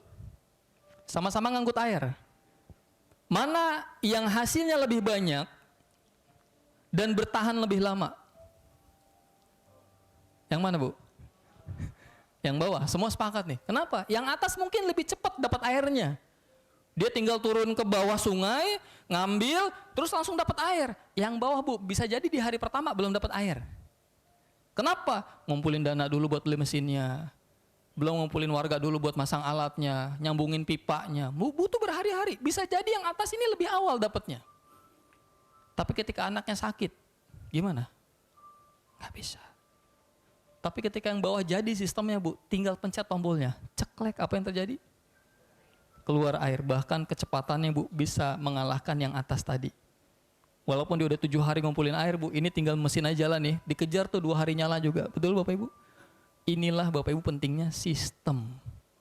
Dan ini kami bangun lewat wakaf peradaban internasional. Apa sih wakaf? Ada yang tahu Bapak Ibu? Wakaf produktif. Jadi sedekah itu ada macam-macamnya. Ada infak, zakat, ada wakaf. Zakat, sedekah itu untuk jangka pendek Bapak Ibu. Kalau kita bicara jangka panjang, bicaranya wakaf. Dan tiga-tiganya kita harus amalkan. Yang berpotensi jadi amal jariah, ini yang wakaf. Ya, wakaf sekali ngasih, hasil berkali-kali. Contoh ini yang udah berjalan di kami Bapak Ibu. Uang wakaf Bapak Ibu, misalkan 1 juta, ada 100 orang. Berarti kekumpul berapa? 100 juta. 100 juta tadi, nggak langsung saya kasihin ke yayasan. Tapi saya beliin mobil. Mobilnya disewain. Sebulan 4 juta. Dan udah berjalan hari ini. 4 juta digunakan untuk memenuhi 1 rumah Quran. Berarti kalau ada 40 rumah Quran butuh berapa mobil? 40 mobil. Siap cukupin 40 mobil? Insya Allah bareng-bareng. Saya berharap dari sini Bu, ayo kita berikan yang terbaik. Ya. Dan ini udah berjalan Bu. Alhamdulillah salah satu mobil kita disewa oleh PT Mas Kargo. Ada undangannya ya? Hari ini siapa yang mewakili? Mohon maaf. Bang Doli. Ada ya? Dari Mas Kargo ada? Masya Allah, ini saya mau ngucapin terima kasih nih pada sahabat kita, keluarga kita ya yang sudah ikut mensukseskan gerakan wakaf produktif. Mobilnya disewa Bapak Ibu, mobil kargo kita untuk ngangkutin barang gitu ya. Setiap bulannya itu digunakan, dibagi, disalurkan untuk rumah Quran yang di Bandung hari ini. Dan termasuk yang di perjalanan hikmah. Ya Bapak Ibu kalau ke kantor PPA tuh ada mobil warna putih yang hari ini saya bawa. Itu juga mobil wakaf tuh, disewa. Jadi udah 2 mobil. Berarti per bulan dapat berapa? 8 juta. Lumayan. Dan terus berjalan Bapak Ibu. Ada seorang ulama Aceh. 200 tahun Bapak Ibu udah berlalu, mereka berwakaf. Jadi orang-orang haji dulu kalau mau ke Mekah Bu itu berbulan-bulan. Sampai perbekalannya habis banyak yang terlantar. Maka ada seorang ulama Aceh berkumpul dengan ulama lainnya berwakaf tuh.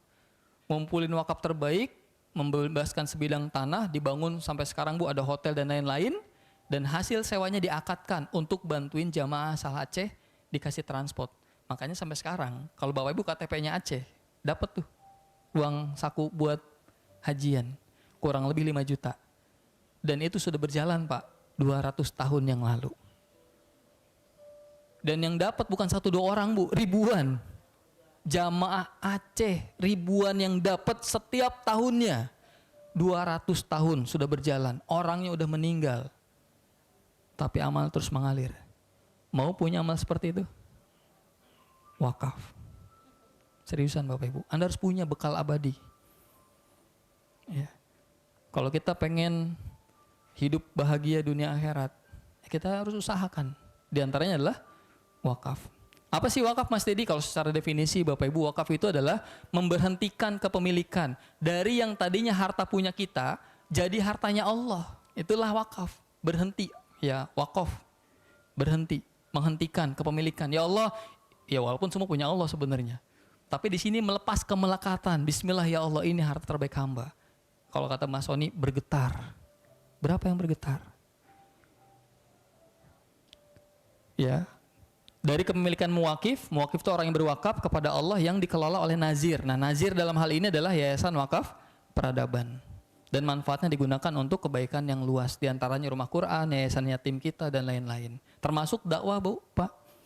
Ya, ada kelas-kelas gratis yang kita berikan kepada orang-orang yang tidak mampu. Kebayang, Bu, kalau ilmunya mengalir jadi amal jariah enggak? Wah, nanti saya bocorin buku keajaibannya, insya Allah. Keren banget. Nah, ini dimunculin ya. Ini perbedaan zakat, infak, wakaf. Ya, dari hukumnya zakat wajib, infak sunnah, wakaf juga sunnah. Ya, kalau zakat ada ketentuan nilai, besarannya ditentukan, waktunya juga ditentukan. Infak dan wakaf ini Bapak Ibu tidak ada ketentuan nilai. Jadi kalau ditanya, Mas Dedi, wakaf ada batasannya enggak? Enggak ada. Ya, semakin banyak semakin baik, itu wakaf. Kemudian penyalurannya, kalau zakat ada aturannya. Mas, yang ini digeserin mas. Ini di close ini. Di laptop yang biru. Ya, kalau zakat ada 8 golongan, ya, 8 golongan yang ditentukan untuk mendapatkannya. Kalau wakaf infak itu nggak ada, ya. Dan efeknya zakat infak ini jangka pendek, wakaf ini yang jangka panjang, bahkan sampai mungkin ya ratusan tahun tadi tuh, masya Allah. Ini yang sedang kita bangun. Nah, macam-macam wakaf berdasarkan penggunaannya. Ada wakaf langsung, ada wakaf produktif. Mungkin kalau Bapak Ibu lebih umum, itu wakaf yang langsung. Wakaf masjid, ya, apalagi? Wakaf kuburan. Ya, yang gitu-gitulah. Nah, hari ini Bapak Ibu sebenarnya kita mau mengenalkan, ya, mengedukasi umat ada yang namanya wakaf produktif. Ini yang dilakukan oleh Insinyur Solah Atiyah tadi. Dia wakafkan perusahaannya untuk jadi sumber kebaikan buat banyak orang. Makanya ketika meninggal dunia yang nganterin jutaan orang. Karena jasanya yang luar biasa bagi rakyat Mesir. Mas, nggak bisa next? Ya, dan wakaf ini Bapak Ibu ada 2. Ada yang permanen, ada yang temporer. Nah ini dia. Wakaf bisa juga dengan tanah, bukan hanya uang ya. Ada emas juga boleh, bangunan juga boleh, saham, dan lain-lain. Nah, ada yang permanen, ada yang temporer. Mas Dedi, saya punya uang 100 juta di rekening, baru dipakai 3 tahun lagi. Boleh nggak saya titip di wakaf produktif? Boleh. Nanti 3 tahun lagi boleh diambil, ya. Dan ini manfaatnya akan dirasakan oleh banyak orang. Bisa jadi keberkahannya dapat tuh. Boleh nggak diakatin juga? Bisa jadi Bu. Kita punya program juga. Ada yang namanya muwakuf alaih ahli. Jadi yang berwakaf pun dapat bagi hasil juga bisa. Jadi sebagian diambil, sebagian buat disedekahkan. Jadi untung dunianya dapat, untung akhiratnya dapat. Menarik ya. Jadi yang punya simpenan-simpenan daripada nganggur di rumah, ayo ya ikutan wakaf. Jadi wakaf itu mudah. Ada yang temporer. Mas saya belum berani permanen, belajar aja dulu. Nanti rasakan kebaikan wakaf Bapak Ibu ketika kita sudah mulai, bahagianya luar biasa. Nah konsepnya seperti ini Bapak Ibu sekalian. Jadi muwakif ini Bapak Ibu ketika menjadi orang yang berwakaf disebut muwakif. Menyerahkan uangnya ke nazir. Nazir ini pengelola wakaf. Dan alhamdulillah Yayasan Wakaf Peradaban Internasional ini salah satu nazir resmi yang diawasi langsung oleh Badan Wakaf Indonesia. Sudah ada izin ya Bapak Ibu, insya Allah aman. Nah nazir menyerahkan kepada mitra nazir. Ini perusahaan-perusahaan yang disupport oleh wakaf. Di mana hasilnya, keuntungannya digunakan nanti dikembalikan ke wakaf lagi, keuntungannya, dan baru diserahkan untuk yang membutuhkan. Mauquf alaih. Nah ini dia. Konsepnya begini Bapak Ibu. Nah mauquf alaih dibagi 2. Ya ada ahli, ada khairi. Yang ahli itu siapa? Bisa buat kita, bisa buat keluarga, orang tua. Misalkan Mas Dedi saya punya kontrakan 10 pintu, kalau diwarisin mah ini jadi ribut nih. Ya nanti habis dijual malah nggak ada sisa. Saya wakafin deh 10 pintu ini, kelola sama wakaf.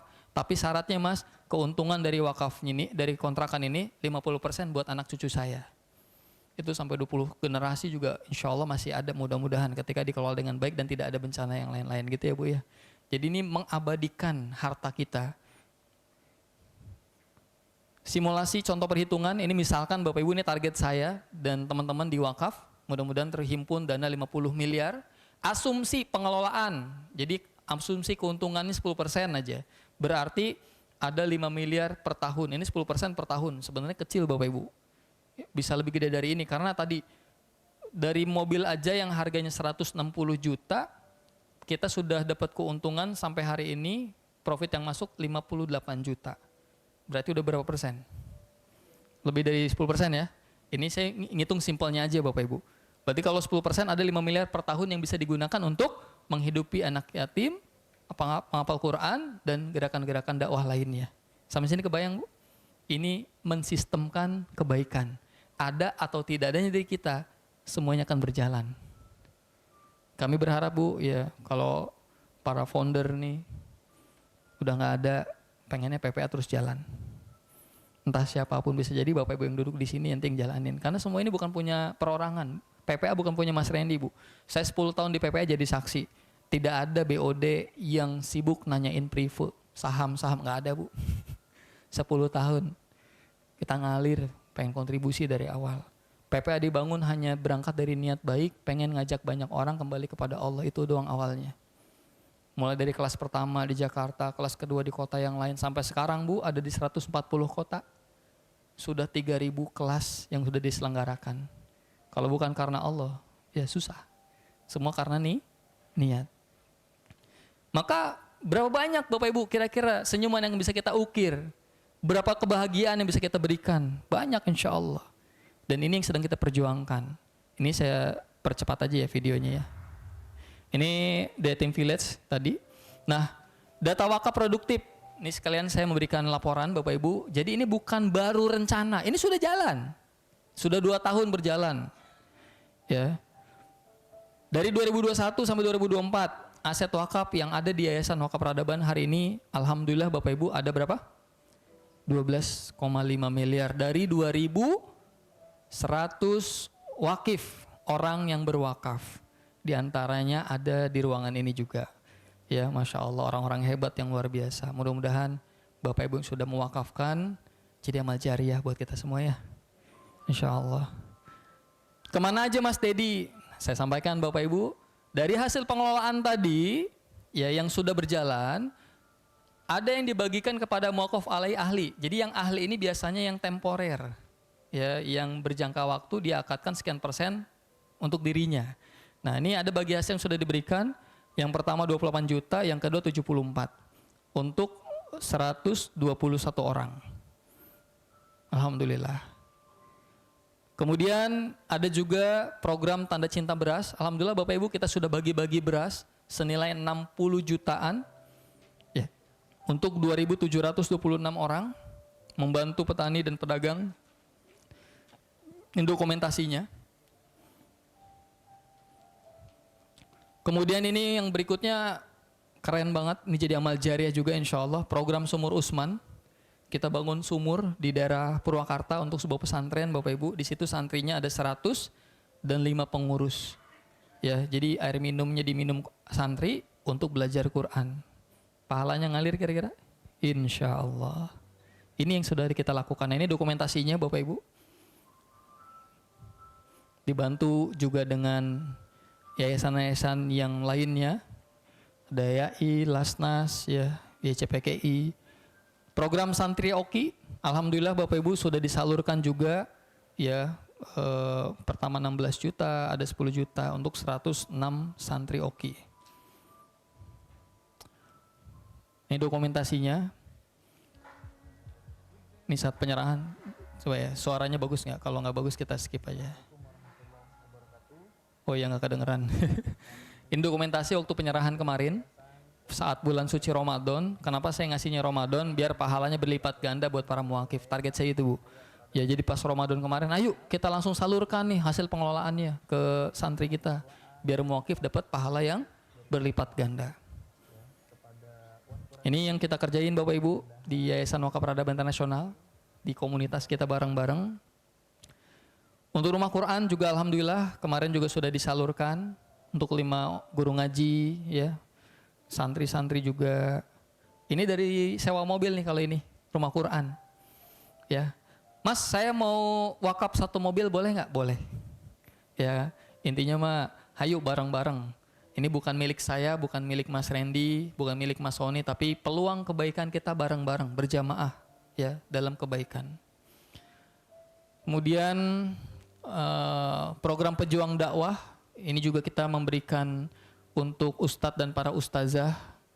Ya alhamdulillah Bapak Ibu sudah tersalurkan juga 22 juta hasil pengelolaan. Jadi wakaf itu nggak boleh berkurang dananya Bu.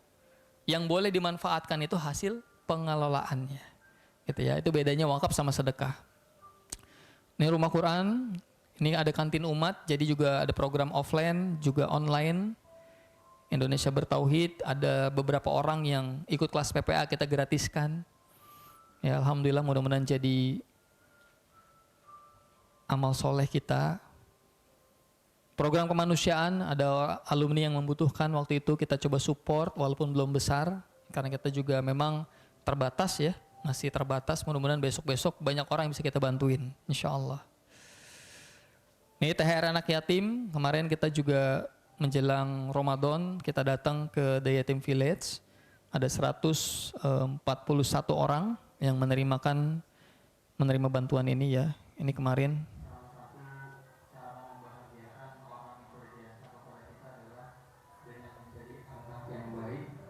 Anak yang soleh dan anak yang bermanfaat, insya Allah itu udah bikin orang-orang sekitar kita merasa bahagia. Adanya diri kita ini memberikan kebaikan dan manfaat. Alhamdulillah, ada diri sekalian yang dirahmati Allah.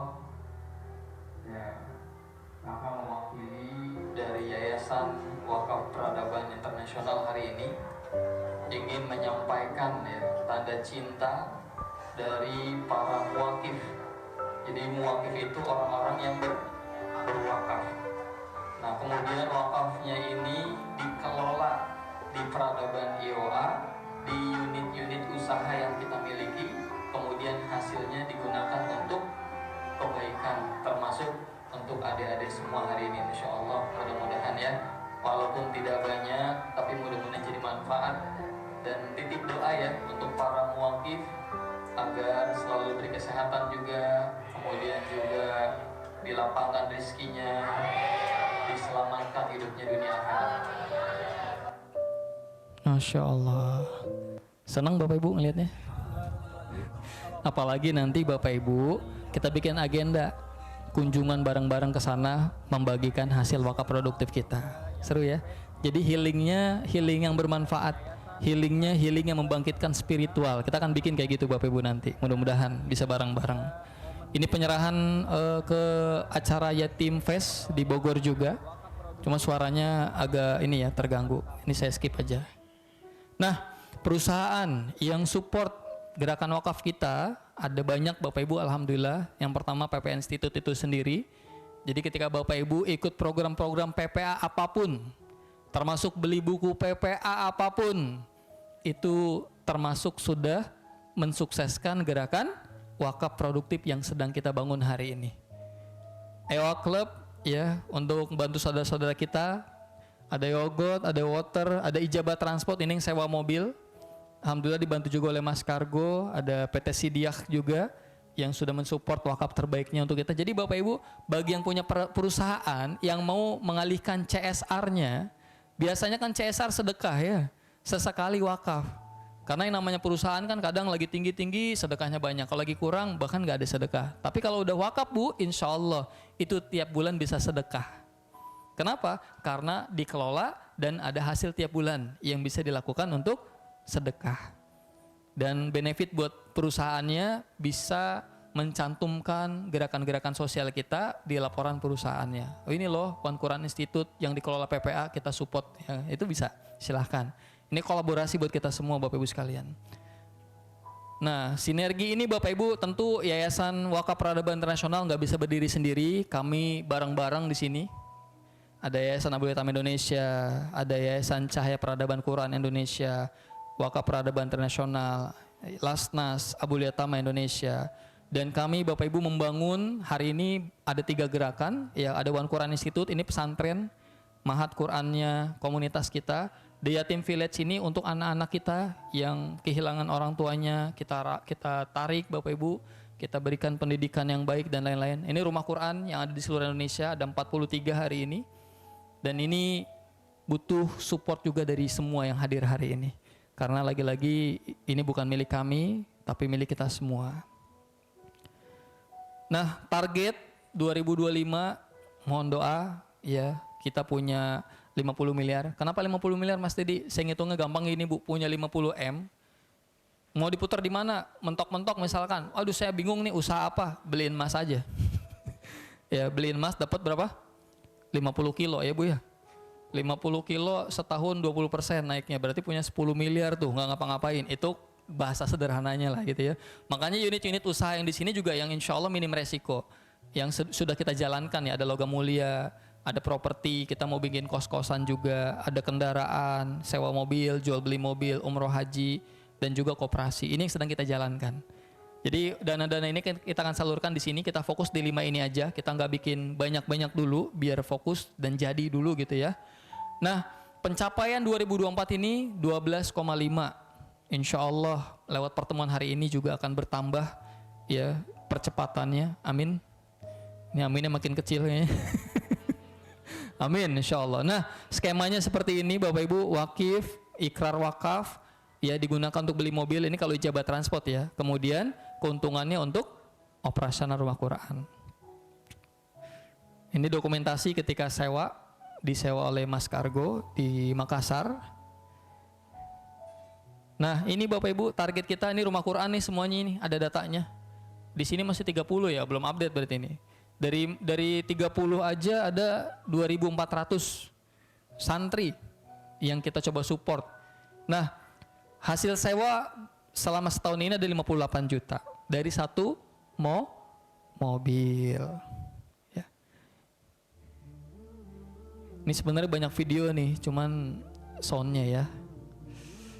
Coba bisa nggak yang ini? Assalamualaikum warahmatullahi wabarakatuh. Oh ya tetap nggak bisa juga ya. Sahabat-sahabat semua yang dirahmati Allah. Ini kemarin Bapak Ibu, alhamdulillah saya berkunjung ke One Quran Institute untuk menyalurkan hasil pengelolaan wakaf produktif, hasil sewa mobilnya untuk rumah Quran kita. Nah ini dia, ya ijabah transport. Ya mudah-mudahan jadi kebaikan nih. Nah mobil yang belakang ini mobil wakaf nih Bapak Ibu. Jadi yang perusahaannya butuh mobil boleh ya Bapak Ibu ke Yayasan Wakaf Peradaban Internasional. Baik, ini program kos-kosan ini jangka panjang, ini saya skip aja karena suaranya juga kurang jelas. Terakhir Bapak Ibu, saya ingin mengajak Bapak Ibu bareng-bareng di sini, ya, karena kekuatan umat Islam ini sebenarnya di jamaah. Kita berbuat baik sendiri bisa sebenarnya, cuman kebaikan yang sendiri itu dampaknya nggak luas dan nggak bertahan lama. Tapi kalau kita berjamaah Bapak Ibu insya Allah bisa bertahan lama dan lebih luas dampaknya. Maka pertanyaannya Bapak Ibu, siap bareng-bareng? Keajaiban wakaf, ini Mas Soni tadi udah bilang ya, apabila manusia itu meninggal dunia maka terputuslah segala amalnya kecuali 3, sedekah jariah, ilmu yang bermanfaat, dan doa anak yang soleh. Bu, ketika Bapak Ibu berwakaf di Yayasan Wakaf Peradaban Internasional, insya Allah 3-3-nya dapat. Amal jariahnya dapat. Yang kedua, ilmu yang bermanfaatnya dapat. Karena kita bikin program dakwah juga, ya, program dakwah, sehingga ilmunya bermanfaat. Anak-anak santri kita yang dididik juga jadi pengajar-pengajar, dan doa anak yang soleh. Setiap hari Bapak Ibu anak-anak kita mendoakan para muwakif. Insya Allah semuanya dapat. Maka di sesi akhir ini saya ingin mengundang Bapak Ibu semua, kita langsung praktek keluar dari zona nyaman sore ini, melakukan BGA terbaik, batas getar atas, ya Bapak Ibu, untuk menjadi manusia versi terbaik. Saya ingin mengundang, boleh ya, karena kolaborasi antara Yayasan Wakaf Peradaban Internasional juga PP Institute. Saya ingin mengundang Mas Randy nih ke sini. Boleh ya Mas Randy ya? Untuk memberikan penyemangat bagi Bapak Ibu, kita bareng-bareng memberikan wakaf terbaiknya. Masya Allah. Nah ada tim. Nanti dulu kan Mas. Ya silakan Bu. Boleh? Boleh nggak nama apa untuk yang meninggal, untuk orang tua misalkan wakafnya, untuk suami, istri, boleh. Ya karena sedekah itu bisa diniatkan untuk siapa. Dan ini bisa jadi kado terindah ya buat orang-orang yang kita cintai. So Bapak Ibu, sebelum Bapak Ibu lihat, mungkin Mas Randy boleh sini Mas, memberikan penyemangat lagi, penguat lagi ya. Karena sesi akhir ini Bapak Ibu sesi yang penting. Kita awali dengan kebaikan, kita akhiri juga dengan kebaikan, yaitu sedekah terbaiknya. Siap ini kira-kira? Bismillah. Baik, Mas Ren, ada yang mau disampaikan nggak buat teman-teman nih, biar makin gaskeun? Sebelum nyampaikan saya mau praktek dulu. Masya Allah. Iya. Kita bukan kurang ilmu teman-teman, tapi kurang apa? Praktek. Kebanyakan preketek. Reketek. Hari ini kita percuma belajar dari pagi sampai siang, tapi mana hilang. Next lagi. Tapi kita nggak praktek teman-teman. Yuk keluar, kita udah belajar efek dari gak enaknya zona nyaman. Itu dia efeknya, bahkan potensi terbaik kita hilang gara-gara terlalu berada di zona nyaman. Yang Allah kasih potensinya gak keluar. Dan wakaf itu adalah salah satu cara terbaik untuk keluar dari zona nyaman dan langsung di leverage sama Allah, naik ke positive impact hidup kita. Saya udah, yuk siapa yang udah? Masya Allah. Transfer juga. Karena wakaf itu langsung treatment terbaik dari Allah. Lihat ayatnya, lan tanalul birra hatta tunfiku mimma tuhibbun. Lan sedikit aja deketin enggak kebaikan yang sempurna sama kita sebelum kita menginfakkan harta terbaik yang kita cintai. Dan itu tafsirnya adalah wakaf. Ada dua yang saya minta sore ini teman-teman. Satu, berwakaflah.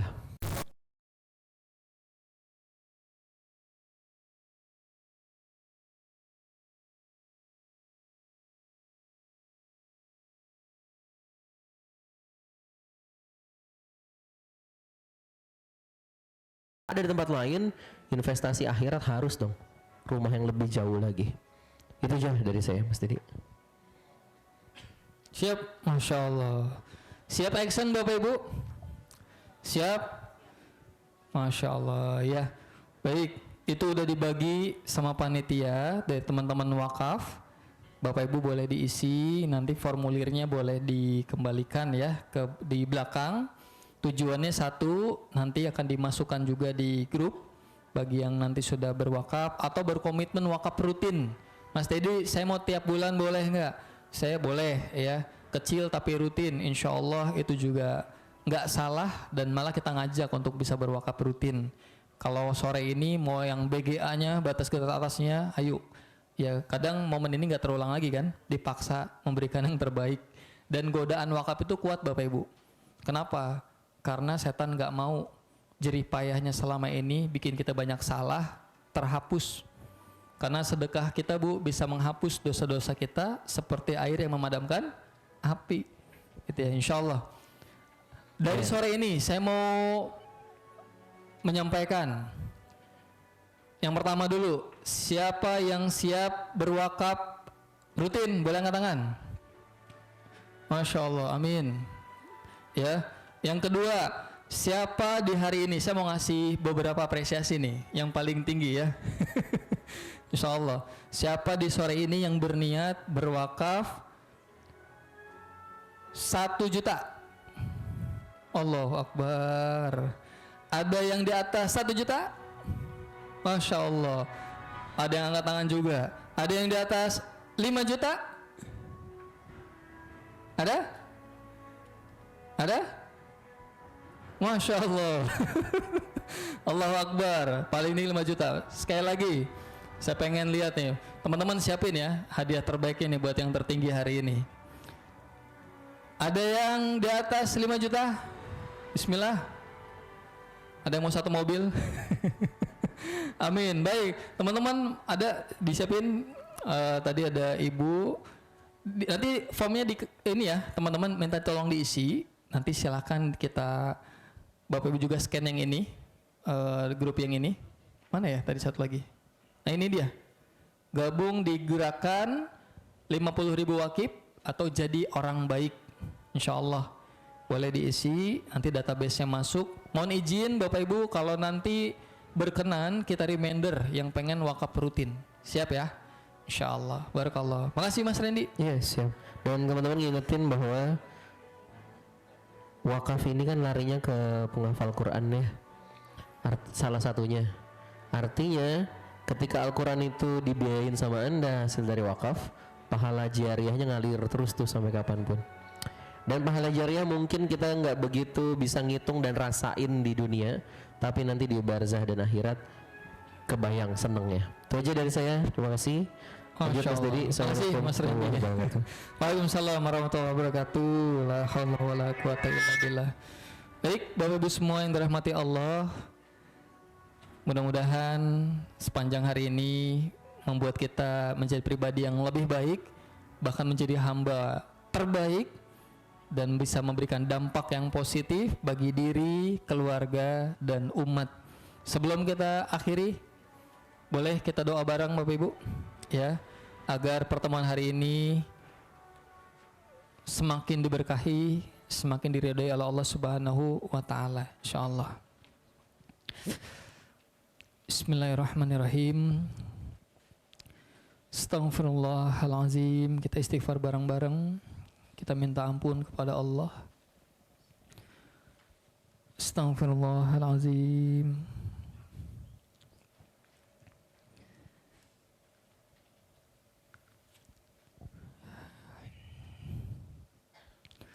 Astaghfirullahalazim. Allazi la ilaha illa huwal hayyul qayyum wa atubu ilaik. La haula wa la quwwata illa billah. Allahumma sholli ala sayyidina Muhammad wa ala ali sayyidina Muhammad. Alhamdulillahirabbil alamin. Ya Allah, ya Rabbana, yang maha menatap pertemuan ini, hamba datang ya Rabb. Kami datang hari ini menghadap-Mu, memohon ampunan-Mu ya Allah, memohon rahmat-Mu ya Rabb, memohon pertolongan-Mu. Ampuni hamba ya Allah yang banyak salah ini. Ampuni hamba ya Allah yang selama ini banyak lupanya. Ampuni ya Allah yang selama ini hamba masih sering melakukan yang hamba sukai, bukan yang Engkau sukai. Ampuni hamba ya Allah yang selama ini masih banyak sombongnya, masih banyak sok taunya dalam menjalani hidup. Ampuni hamba ya Allah yang seringkali masih terlihat baik di hadapan manusia yang lain. Padahal ya Rob, Engkau yang tahu siapa diri ini sebenarnya dikala sendirian. Maka ya Allah, jadikan pertemuan ini ya Allah pertemuan terbaik kami, momentum terbaik kami semua ya Allah untuk bisa mendapatkan ampunan-Mu dan ridho-Mu ya Rob.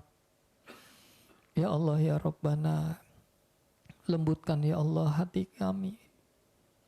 Jangan biarkan hati ini mengeras lagi ya Rob. Karuniakan ya Allah hidayah-Mu. Karuniakan ya Allah ke dalam hati ini nikmatnya ibadah lagi ya Allah. Karuniakan kepada hati ini ya Allah bahagianya berjuang di jalan-Mu ya Allah. Ya Allah ya Rob, jangan biarkan hati ini mengeras ya Allah. Hamba kangen, hamba rindu ya Allah. Ingin sekali rasanya ya Allah bisa merasakan nikmatnya sujud.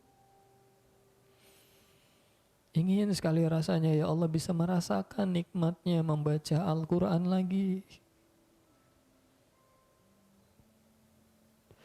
Ya Allah ya Rabb, karuniakan kepada kami ya Allah kenikmatan itu ya Rabb. Jadikan kami ya Allah orang-orang yang beruntung hari ini. Ya Allah ya Rabbana, hamba bersyukur ya Allah bisa berada di majelis ini, berjumpa dengan sahabat-sahabat terbaik, orang-orang yang baik. Terima kasih ya Allah atas kesempatan ini. Jadikan hamba ya Allah orang-orang yang selalu bisa bersyukur apapun kondisinya. Jadikan diri ini ya Allah orang-orang yang selalu ridho dengan semua takdir-Mu ya Allah. Jadikan kami ya Allah orang-orang yang bisa bahagia apapun kondisinya. Ya Allah ya Rob, panjangkan ya Allah usia kami semua. Hamba gak tahu ya Allah kapan hamba balik. Hamba gak tahu ya Allah kapan waktu hamba habis. Hamba hanya minta ya Rob, panjangkan usia ini selalu dalam ketaatan, dalam keimanan, dalam ketakwaan. Sibukkan diri ini ya Allah selalu dengan kebaikan. Istiqomahkan hamba ya Allah dalam ibadah. Hingga nanti ya Rob, hamba mohon akhiri usia hamba nanti dalam keadaan yang terbaik.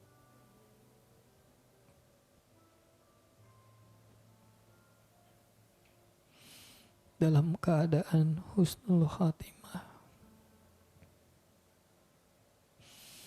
Ya Allah ya Rabb, jadikan hamba orang-orang yang beruntung, yang bisa menggapai surgamu nanti ya Allah. Ya Allah ya Rabb, teruntuk sahabat-sahabat hamba yang hadir hari ini, semoga ya Allah siapapun yang hadir hari ini, Kau jadikan hamba-hamba pilihan-Mu yang bisa menggapai hidayah-Mu, istiqomah di jalan-Mu, bahagia apapun kondisinya ya Allah. Yang sedang sedih, angkat kesedihannya ya Rob. Yang sedang sakit, angkat sakitnya ya Allah. Jagain keluarga-keluarganya ya Allah, jagain anak-anaknya. Apapun yang sahabat-sahabat hamba hari ini sedang doakan ya Allah, wujudkan pengabulan terbaiknya ya Allah untuk sahabat hamba. Dan izinkan kami ya Allah sore hari ini untuk mengamalkan apa-apa yang sudah Kau titipkan ya Allah lewat lisannya guru-guru kami, dari Mas Sony, Mas Randy. Izinkan kami ya Allah untuk mengamalkan sore ini dengan berwakaf, memberikan wakaf terbaik, membuktikan cinta hamba kepadamu ya Rob. Mungkin hamba belum bisa memberikan yang terbaik, tapi ini ya Allah yang bisa hamba berikan hari ini. Ya Allah ya Rob, hamba memohon kepadamu, jadikanlah ya Allah apa-apa yang hamba niatkan hari ini sebagai wakaf produktif hamba. Jadikan ini ya Allah sebagai jalan Kau ridho kepada hamba ya Allah. Jadikan ya Allah wakaf yang hamba berikan sore ini ya Rabb sebagai jalan Kau ampuni dosa-dosa hamba. Kau ampuni ya Allah dosa kedua orang tua hamba. Kau ampuni ya Allah dosa-dosa keluarga hamba semuanya ya Rabb. Hamba yakin gak ada yang kebetulan ya Rabb. Semua pasti atas izin-Mu ya Allah. Hingga hamba bisa berada di titik ini, hamba yakin semuanya karena Engkau ya Rabb. Maka mudahkan hamba ya Allah, mudahkan diri ini ya Allah untuk membuktikan cinta hamba kepadamu ya Allah. Hamba lebih mencintai-Mu ya Allah. Hamba lebih mencintai Rasulullah SAW ya Rabb ketimbang yang hamba miliki hari ini ya Allah. Semoga Kau ridho ya Rabb. La haula wa la quwata illa billah. Rabbana zalamna anfusana wa illam taghfir lana wa tarhamna lanakunanna minal khasirin. Rabbana zalamna anfusana wa illam taghfir lana wa tarhamna lanakunanna minal khasirin. Rabbana atina min ladunka rahmah wa hayyi lana min amrina rasyada. Rabbana atina fid dunya hasanah wa fil akhirati hasanah wa qina azabannar.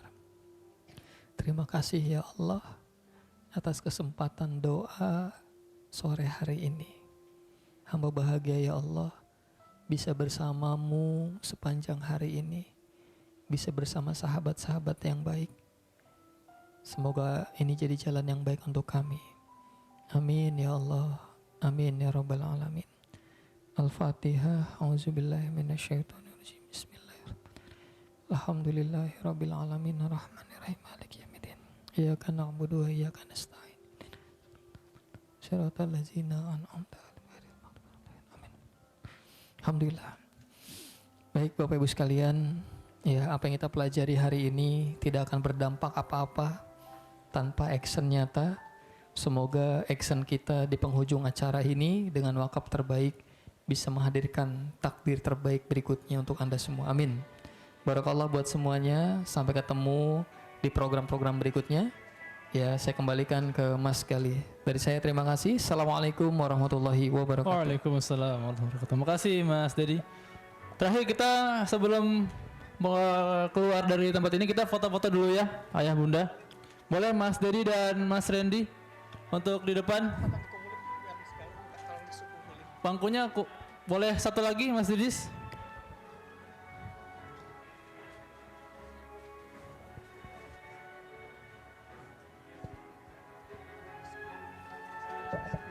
Nanti kertasnya boleh dikumpulin ke meja di bagian belakang.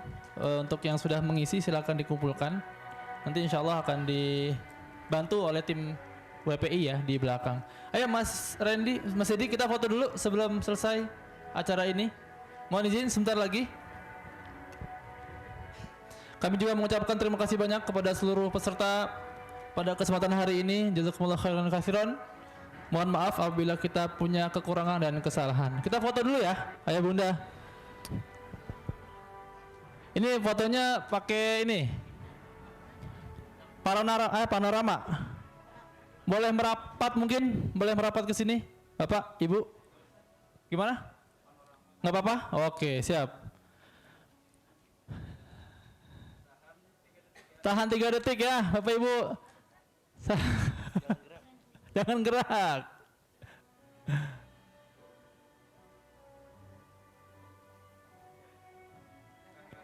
Tangannya di dada, Bapak Ibu semuanya.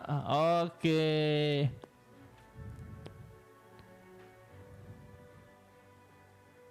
Siap. Bagi yang ada di Zoom kami ucapkan terima kasih juga, Masya Allah yang telah hadir pada pertemuan hari ini. Insya Allah next ya, Dedi. Insya Allah next kita akan adakan di Makassar. Ya doain Bapak Ibu semua. Semoga acara ini bisa berdampak, memberikan positif impact bagi diri kita sendiri. Terima kasih banyak. Saya punya hadiah lagi, siapa yang mau? Boleh ke depan. 5 juta di sini. Oh gitu. Ntar ada lagi. Yang mau hadiah silakan maju. Pilih yang mana? Nin, pilih satu. Baik saya, oke. Satu lagi boleh. Oke, silakan. Oke, terima kasih. Udah, oke silakan. Terima kasih Bapak Ibu semuanya. Barakallahu fikum. Assalamualaikum warahmatullahi wabarakatuh.